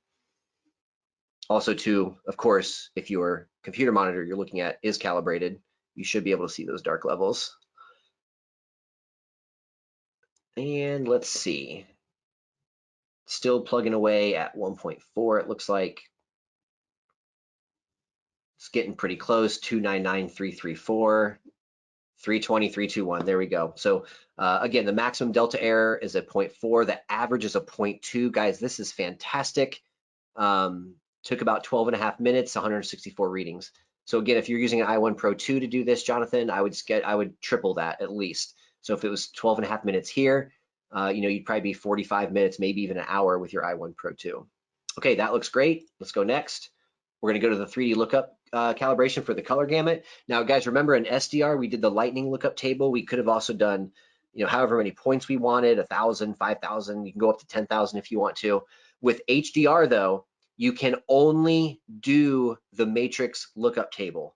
So write that down, beat it into your brain, do whatever you have to do to remember that. AutoCal, matrix,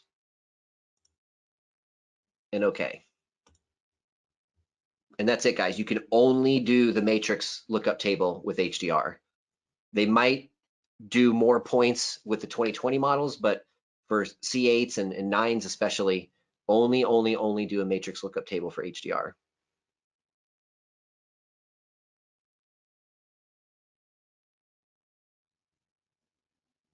Now, so you notice there it read black, white, red, green, blue. And that's it, and the matrix is done. So we're gonna go next. Yep, there you go, 21 seconds. Not bad. We're gonna turn off the calibration for the TV.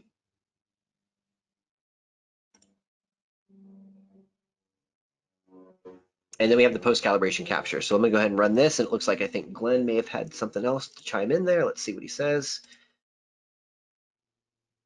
The client take cans probably faster on the OLED black levels. Many other meters cannot read that low black level. Glenn, you're absolutely right. With the physical design of the Klein being that long tube-shaped design, you can almost think of it like a telescope. It needs to take in a lot of light. The light collector in the Klein is all the way at the back of the meter, so it has that entire length of that tube to pull light in, and that's one of the reasons why it reads really, really well down in the super dark levels. Trying to do this with like an i1 Pro 2 or even a C6 maybe might give you some really weird results. Maybe it gives you good results, but with the Klein, I know I can definitely trust it because it can suck in all that light, no problem. Now, guys, remember at the beginning of the calibration on the factory settings, the beginning of the EOTF was, the gray line was way up here above the yellow line. Look at it now, it's perfect.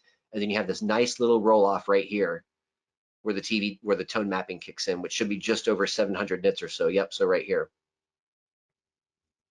So white's bang on, that's awesome. There's red, pretty good. Green, pretty good. Blue's nice. Cyan's nice. Magenta's pretty good. And yellow, come on, yellow. Yellow's pretty good too, guys. This looks awesome. We're gonna go next. I do like to do this additional validation. I do like to do the color checker in HDR. This might not be as good as what we saw in SDR, but it might still be pretty good. Let's see. Remember, guys, in HDR, we're pushing the daylights out of this panel. So my best analogy for this, and feel free to steal it, imagine you've got the volume cranked up all the way on your stereo to where there's distortion, right? And then you try to use an EQ to fix it. You can't, right? You have to turn the volume down so there's no distortion before you start tweaking the EQ. And that's exactly what's going on here. We're pushing the TV really, really, really hard and trying to make these levels and these colors all perfect is sometimes a little bit impossible. Gains, not volume, Jonathan, I know that. Let's see how this is doing. Pretty good so far, pretty good.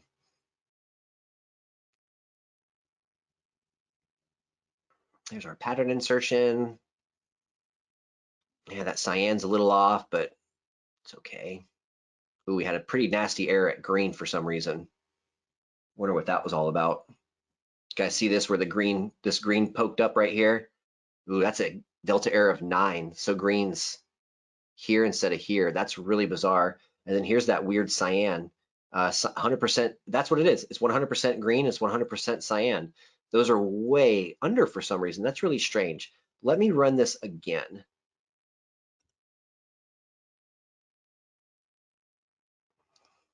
Let's try this one more time. And if we still have those levels off, I could rerun the lookup table. That might be a fix for this, but we probably would have to investigate a little bit further.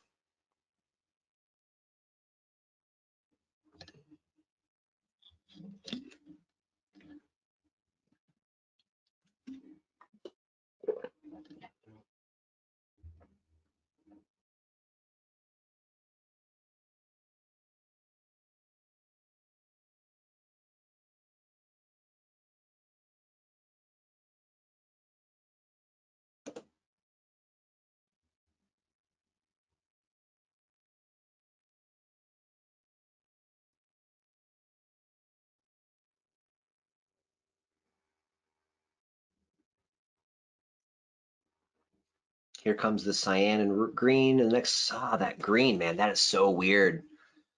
All right, well, I will have to go back and kind of figure out what's going on there. I don't want to keep you guys here troubleshooting for a bunch of time, but I'm definitely gonna have to go back and look at that because that is really weird. I'm just gonna do a single reading of that green and see if that helps. No, it sure doesn't. And what about the cyan? Click cyan, hit the play button.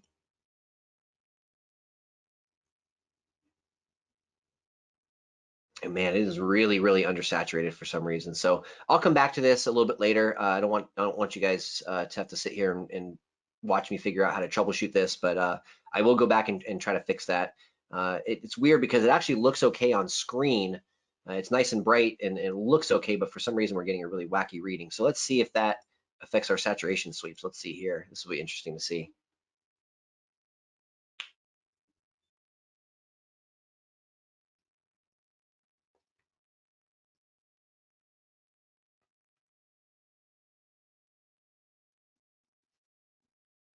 Let's see. Red's good. Green. Here we go. Here we go. Come on.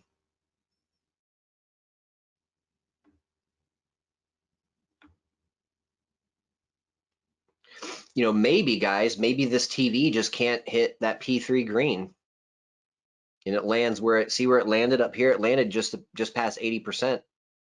So it might not be anything actually wrong. Just this TV might not hit P3 green all the way. And that makes sense too why it can't hit cyan either. We'll see too, because we have there's a workflow where we can measure the P3 and the 2020 color gamut also.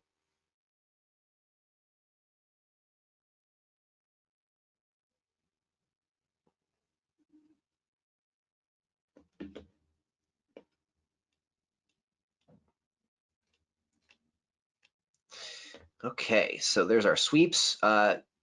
With the exception of this questionable green and cyan that we're worried about, everything else actually looks pretty good, guys. Nice straight lines. The dots are at least touching the boxes in most cases. This is great. It might not look fantastic just looking at it, but guys, if you did this test, even in SDR, to a TV 4 years ago, 5 years ago, you know, we saw these really weird curvy lines and all. This is a fairly new test. So we've only had TVs in the past 2, 3, 4 years at the most that actually passed this test pretty well. So the fact that the dots are in a fairly straight line and pretty close to their targets, this is really all we can ask for out of consumer TV at least. So let's do this. Let's go additional validation. Is it in this workflow or not?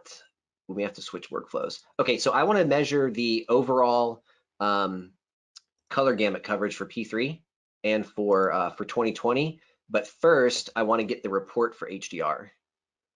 So let's get this report.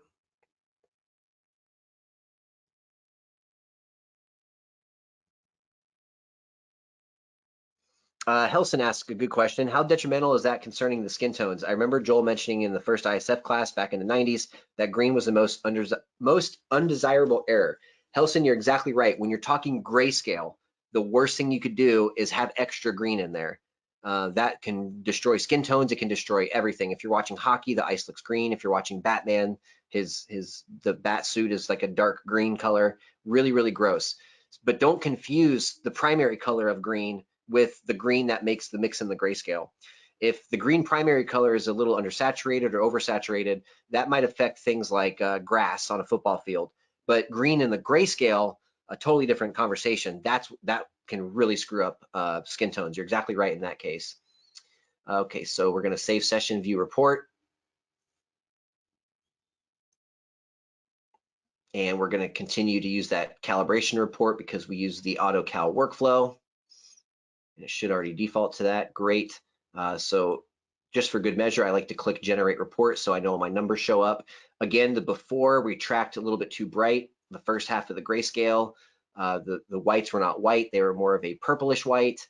Color gamut was kind of all over the place. And then look at our after. Nice and straight, nice and straight. And then our color points are pretty much on target where they need to be.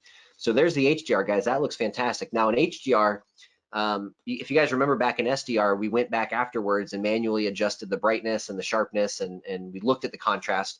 I'll still adjust the sharpness in HDR. The factory position on these at 10 is usually correct anyway, so you probably won't have to touch it either way. But in HDR, you do not touch the brightness and contrast controls.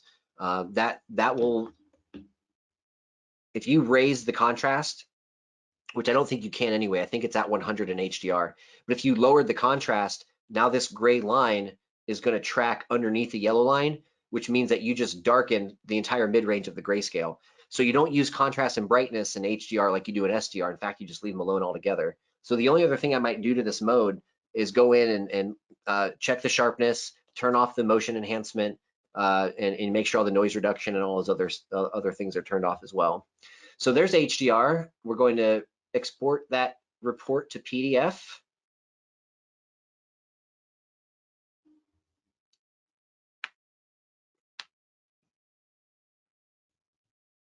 And we're going to call this one, same thing, but this time I'm going to put HDR as the name of the report. Save and good. All right, now there's one other thing I want to check in HDR. I always do this for my own customers as well. There's another workflow up here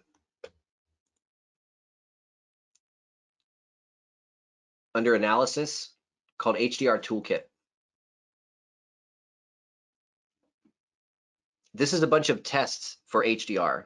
It's not necessarily a workflow for calibration. It just has a bunch of tests in here, like the saturation sweeps, which you've already seen, things like that.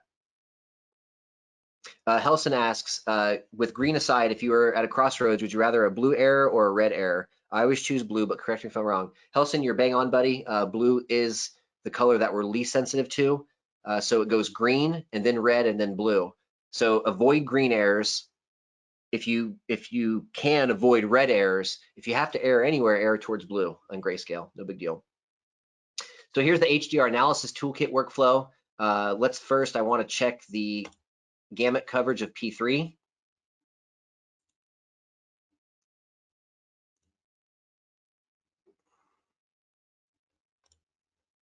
So all I have to do here is click read series or this button over here, measure gamut coverage. There's white, there's red, there's green, there's blue.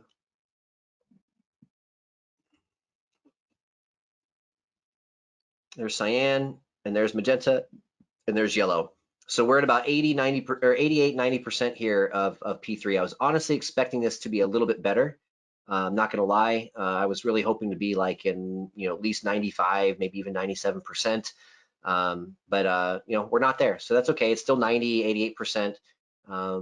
Not what I'd like to see. I really wish it was a little bit higher, but without going back and rerunning lookup tables and things like that, I could go back and do that. But again, you guys don't have hours to sit here with me, so I'm not going to put you through it.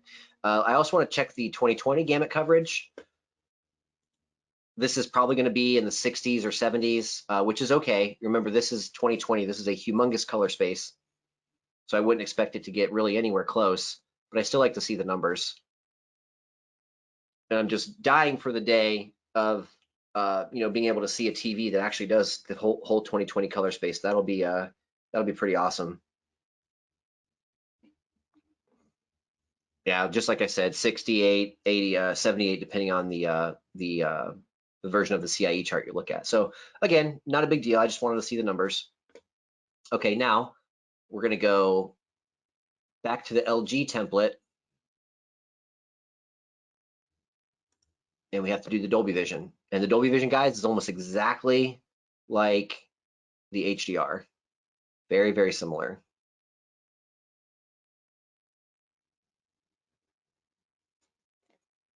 Let's load that workflow. And come on. I'm not going to go clicking buttons. I don't want it to crash. There it goes. Okay, we're going to go Dolby Vision.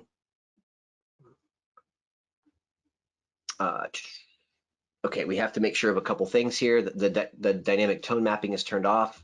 They do give you a couple of notes down here. Make sure you follow those. Let's see here. HDR 2020, that's all good.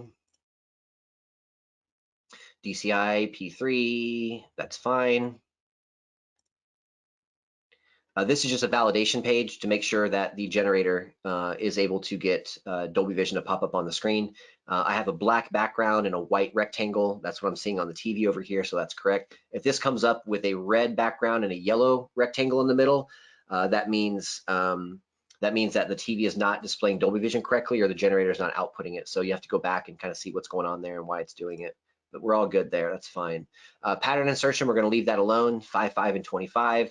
I do want to switch over to the ITP formula because I want the accuracy.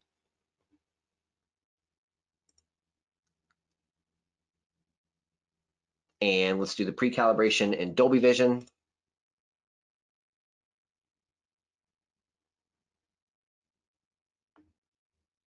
Let's go up here and make sure in Dolby Vision.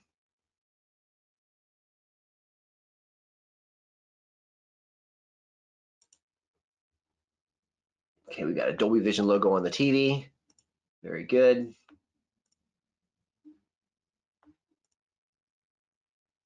And let's take some readings.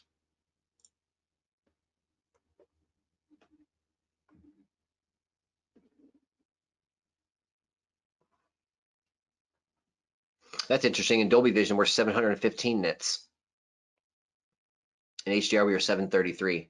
Not that 15, 18 nits is going to make a really big visible difference. It's just funny that it's so different. Now the Dolby Vision is actually tracking a little better than the HDR did. As I say that, it's getting worse and worse though. So at the very beginning, at about 10%, that level's too bright. So those shadows are going to be washed out. And starting at about 30 or 40%, all of these levels are too dark. So we got a little bit of a mess here, but it's fixable. Jonathan says 4 hours to calibrate my TV with my meter. Yep, Jonathan, you have an i1 Pro 2. I'd put 4, maybe even 5 hours aside.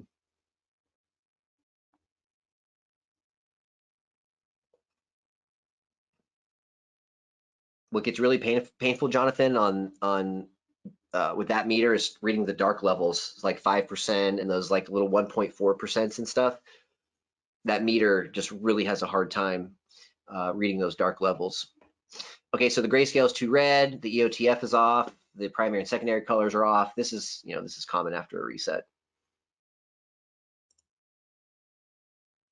Okay, so we're going to switch this over to Dolby Vision. Cinema Home tracks too bright. I don't like it, so I like to use the Cinema mode. So we're going to switch over to Dolby Vision Cinema. We're going to reset the picture mode.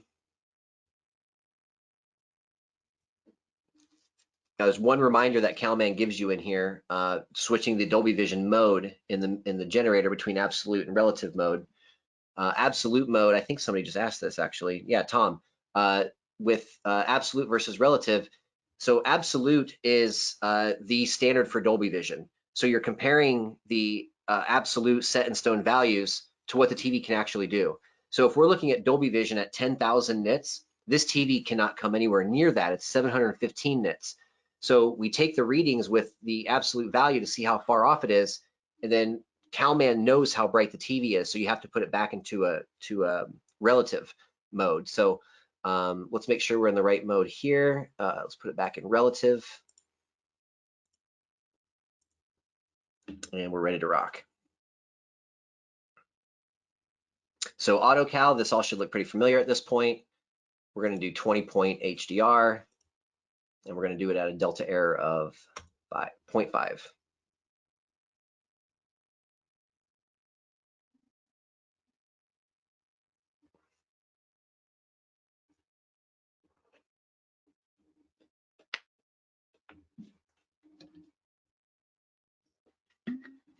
Tom, did that make sense that the absolute mode is based on the full 10,000 nit range, whereas relative mode is based on what the TV is actually doing? Hopefully that makes sense. And it's really just so they know where to deploy the tone mapping. So if CalMan knows that the TV is 715 nits, that's where the tone mapping is going to kick in.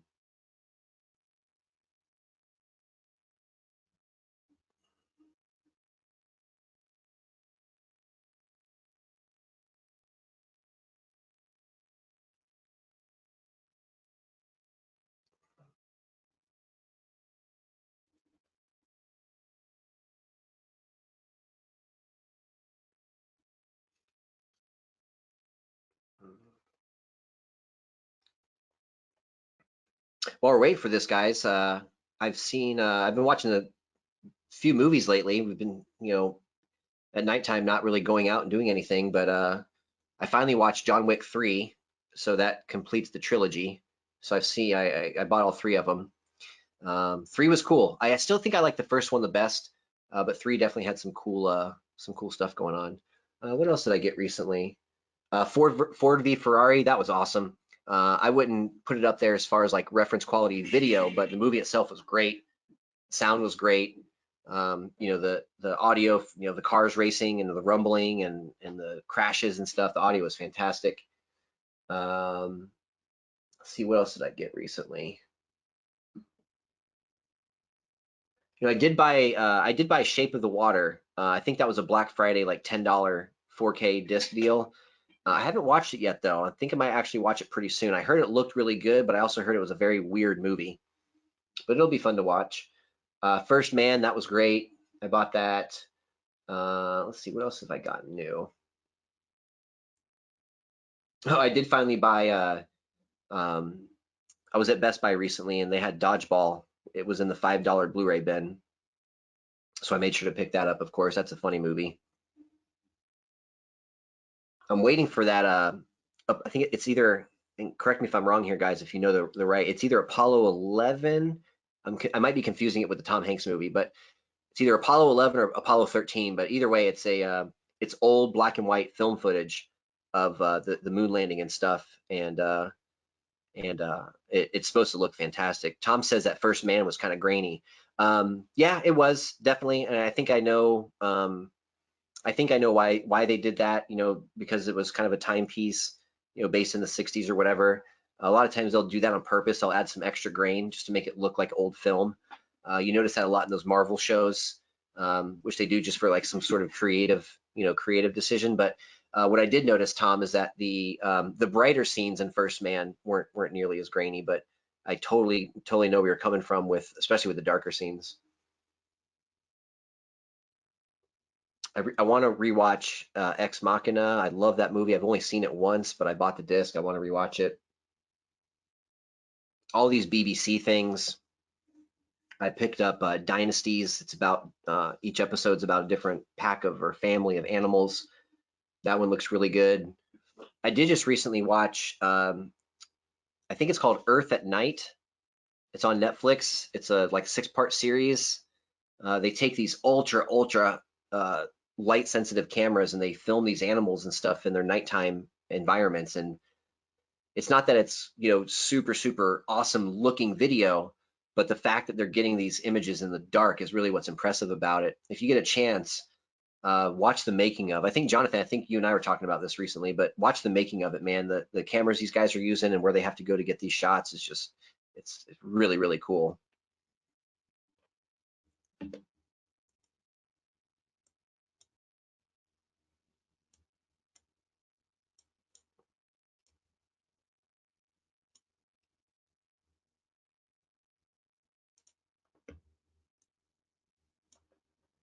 All right, we're getting about halfway through on the grayscale. See, this one seems to be taking a little bit longer than normal, but that's okay. Helson asked if I saw Gemini Man in high frame rate. Yes, absolutely. I bought that disc. It looks fantastic.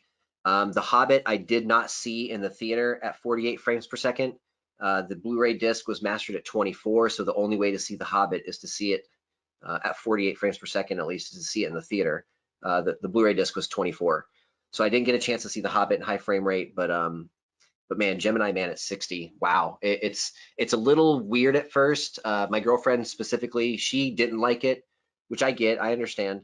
I liked it in certain scenes. The scenes where there was a lot of action when they are, you know, when Will Smith is chasing Will Smith through the city on the motorcycles, on the dirt bikes or whatever. That looked really good at 60.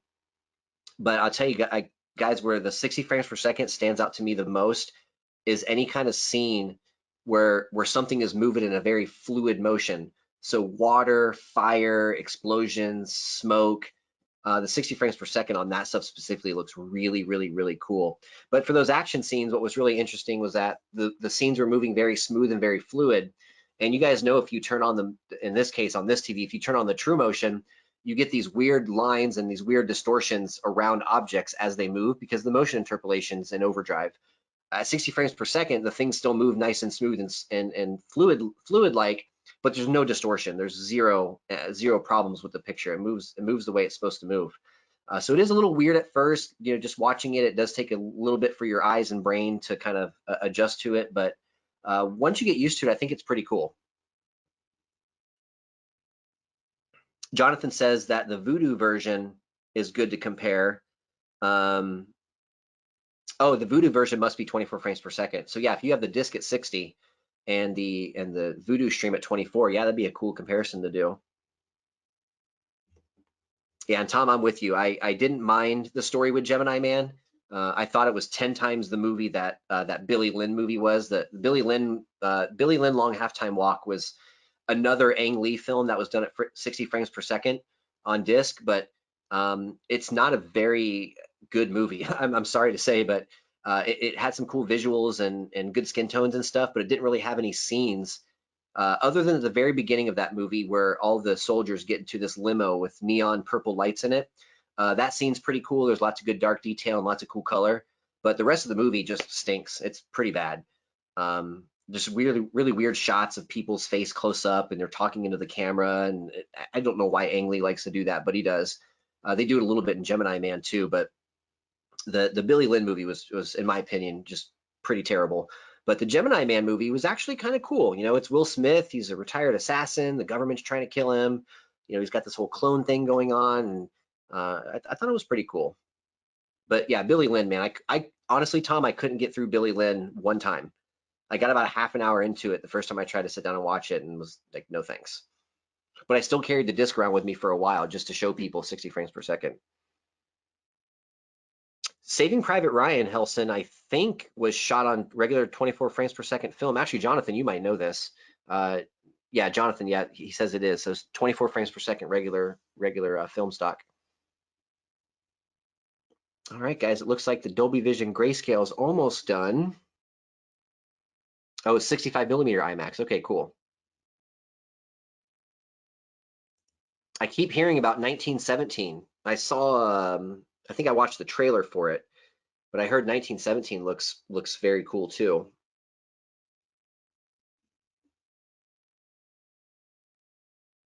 In 1917 was World War I, correct? Was that a World War I movie? Oh, I guess if that's the year, of course. Oh yeah, and all those single take shots too. Yeah, yeah.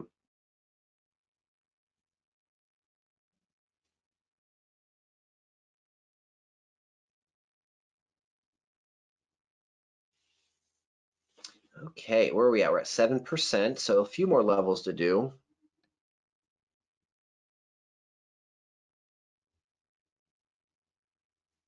I will recommend to everybody that uh, if you're a fan of the movie, I'm a huge fan. It's one of my favorite movies of all time. But The Matrix was redone on disc in Dolby Vision. I believe it came out last year or so. But man, it's one of my favorite movies, so I'm a little biased. But they went way, way, way out of their way to make that movie look excellent in Dolby Vision. They did a very, very good job. Okay, my laptop just yelled at me about a low battery, but I'm plugged in, so this is weird.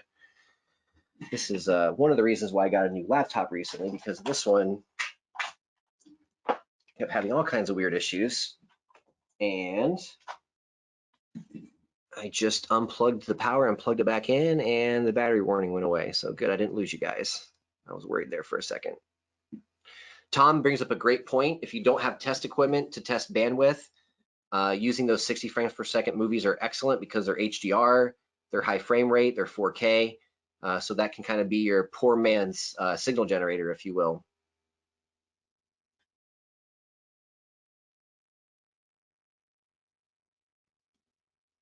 Yeah, the big thing with The Matrix for me was the first time I saw. I mean, I've seen that movie a million times. I saw it in the theater when I was in high school. It was just the right movie at the right time for me, and I've always loved it. But the first time I watched it in Dolby Vision on the OLED, you know, that the very first time you see the black background with the green code, you know, kind of flowing up and down and through the screen, and some of the code and some of the letters are like way brighter than others. I mean, it was super, super cool. Oh, so Helson just said that the new Matrix has been postponed on the shooting, which sucks because I was really looking forward to that, but that's okay as long as they're still going to do it.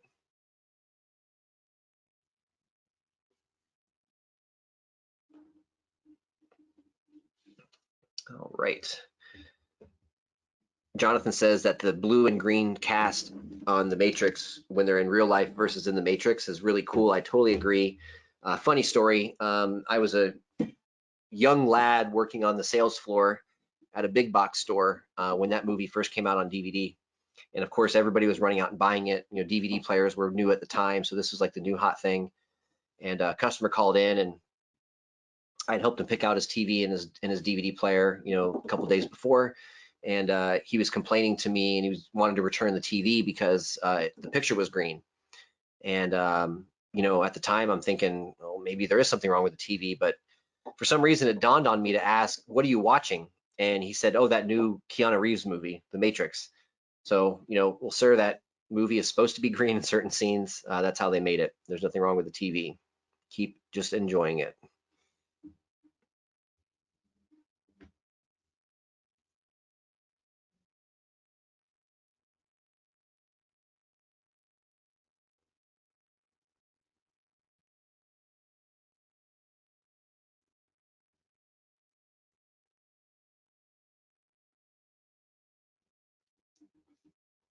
Okay, it looks like it's wrapping up here. It's on the 23rd of 23 points, level 1.4.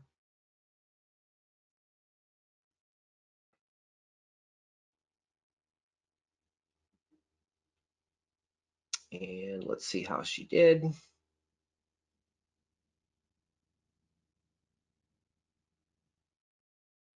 Yeah, I noticed too at the end of John Wick 3, I looked over to my girlfriend and I was like, they can just make these movies forever. You know, the ending of that movie, it's like, okay, obviously they're going to they're going to continue with this. But it's cool. They're fun movies. Jonathan says John Wick is all he needs to do. Yeah, Keanu. I mean, he's perfect for it. All right. So the grayscale on that one took a little bit longer, but the results were excellent.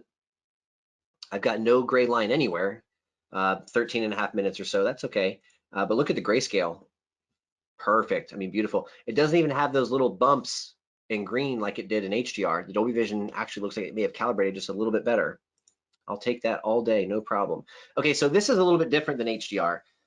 We have to take some readings of the TV. So CalMan knows how bright the TV is, so it can tell it where to do the tone mapping. And on the 2016 and 17 models, you had to do this, kind of a pain in the butt actually. You had to create this Dolby Vision file, put it onto a thumb drive, and then take that thumb drive and pop it into the TV, and then play something that's in Dolby Vision, and then the file transfers over and the TV configures for Dolby Vision. Because CalMan talks directly to the TV here in the 18 and 19 models, we don't have to do this whole thing with the thumb drive. It's just going to end up happening all right here in the CalMan screen. So the first thing we're going to do is create the Dolby Vision file. I'm just going to save it on my desktop. Once it saves,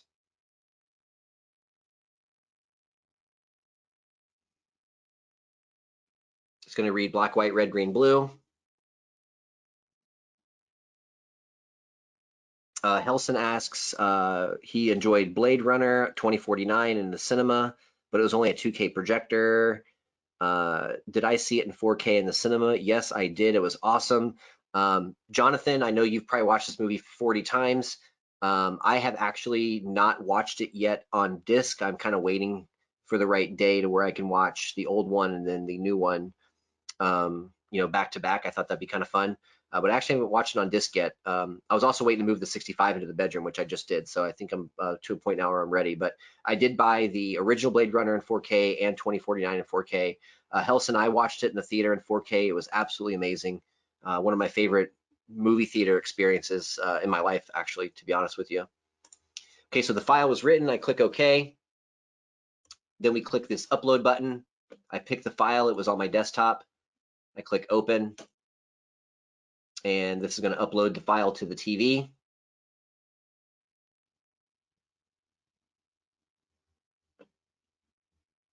And we're going to click next.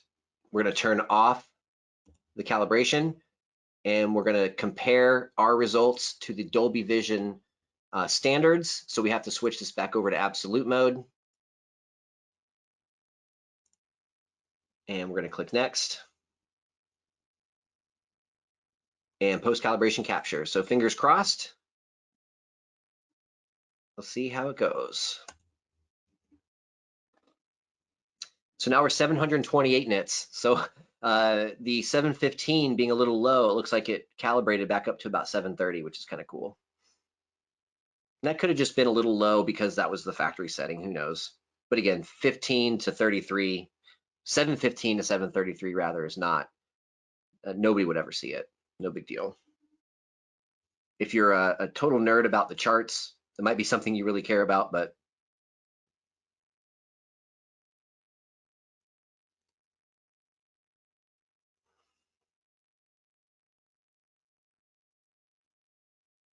yeah, Jonathan says the disc is reference. I'm only assuming you mean 2049. That's all. That's all I've heard from everybody that's bought it, is that it's definitely like high quality HDR.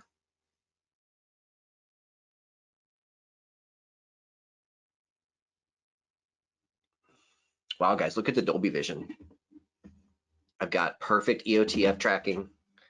I've got a near perfect grayscale. There's a little bit of green right here that I would manually calibrate out if I could, but I cannot on this TV. So I just have to kind of live with it unless I want to run through it again and hope that it doesn't leave extra green. What I really wish, I've talked to CalMan about this before, when you set your delta threshold, so say you set it for 0.5, I wish there was like a variable in there so you could say, I want the delta error to be 0.5 or lower, but also without a positive green error. If they could add that second part of that in there, this problem would fix itself. But again, in the 2020 models, I would be able to go back in here and manually maybe turn up blue or turn down green. Most likely I would turn up blue on these few levels right here and maybe pull that green out. But overall though, like I said, if I don't see it in real life, I don't see it in a test pattern, it's not something I'm going to lose any sleep over. But yeah, great tracking here, great tracking here. We're 730 nits. Our color gamut's pretty much bang on. I think this is a good calibration. We're going to go additional validation because I want to see the color checker and I want to see the sweeps in Dolby Vision. Glenn says, I never understood why they didn't have a green error limit in AutoCal. Glenn, you're preaching to the choir, my friend. I've been asking for that for years, and it's never something they've been able to do for some reason. But how great would it be though if you could say delta error of 0.5, but no extra green? That would be awesome. But just one other thing to add to the wish list. Those guys have lots and lots of work to do, and if 3 of us are complaining about one thing, they're probably not going to jump on it right away. If 50 of us were complaining about something, maybe they would. So maybe that's what we should do.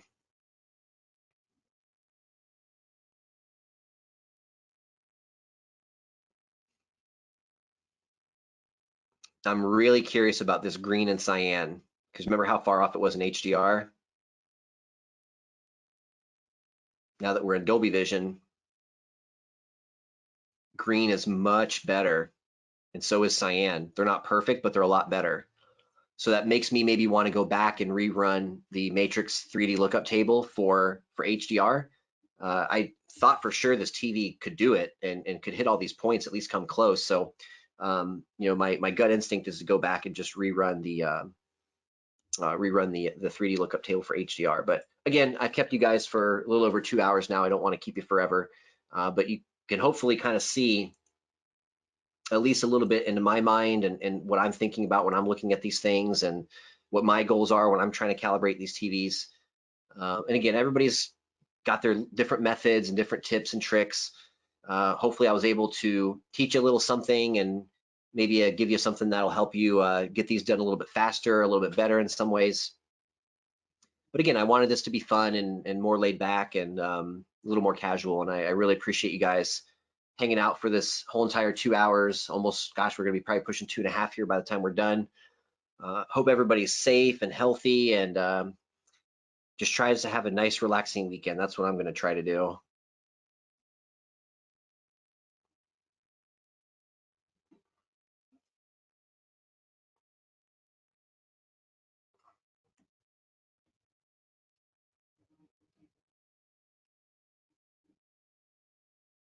Jonathan says my voice is so soothing. Appreciate that, buddy. Thanks a lot.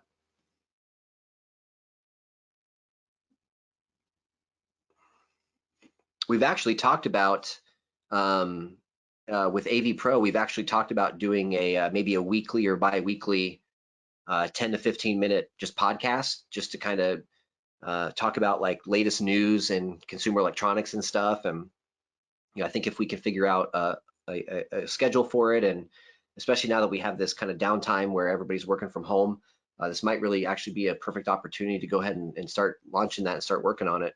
But I think it would be super fun. Cool, Glenn. Thanks, guys. Thanks, Glenn. Thanks, Tom. Thanks, Brad.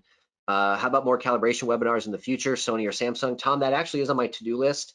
My end goal, what I would really like to do, and of course I can't promise you that I'm going to be able to do this, but what I really want to be able to do for you guys, you can go on YouTube and you can find like reviews and you can find all that stuff. Everybody does that, but nobody teaches you how to calibrate the TV. And our customers, my customers are you guys, the other installers and other calibrators out there.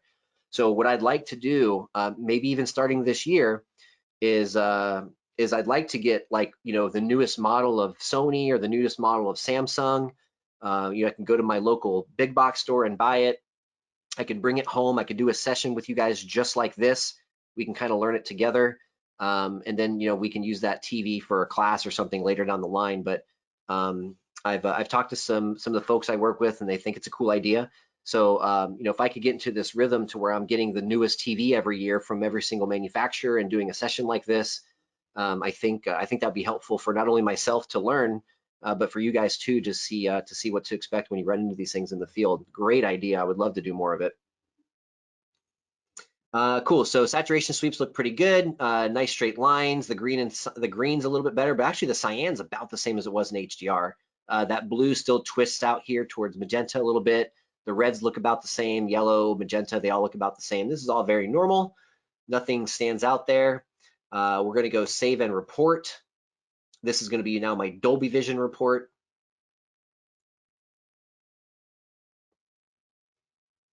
So let's save session and view.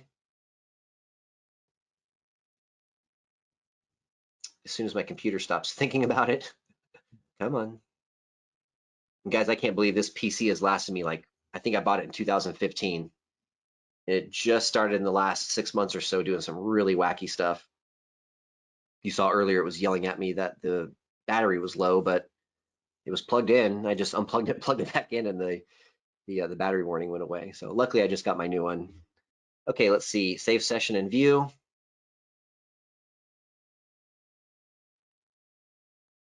And just let it think for a second. And I'm just gonna pull up the report and I'm going to rename it Dolby Vision report. Of course, you have the before and after. That all looks fantastic. We're gonna click generate, make sure all the data transfers over that's supposed to. Export to PDF.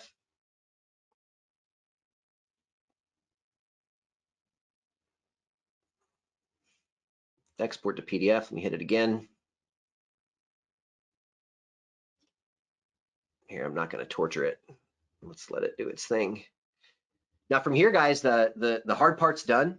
You know, I still would, I'm not done, of course. I would still, I'd still want to go back and check all my sources, make sure my Blu-ray player is outputting correctly in the best way it can, you know, make sure my AVR is not screwing up the picture.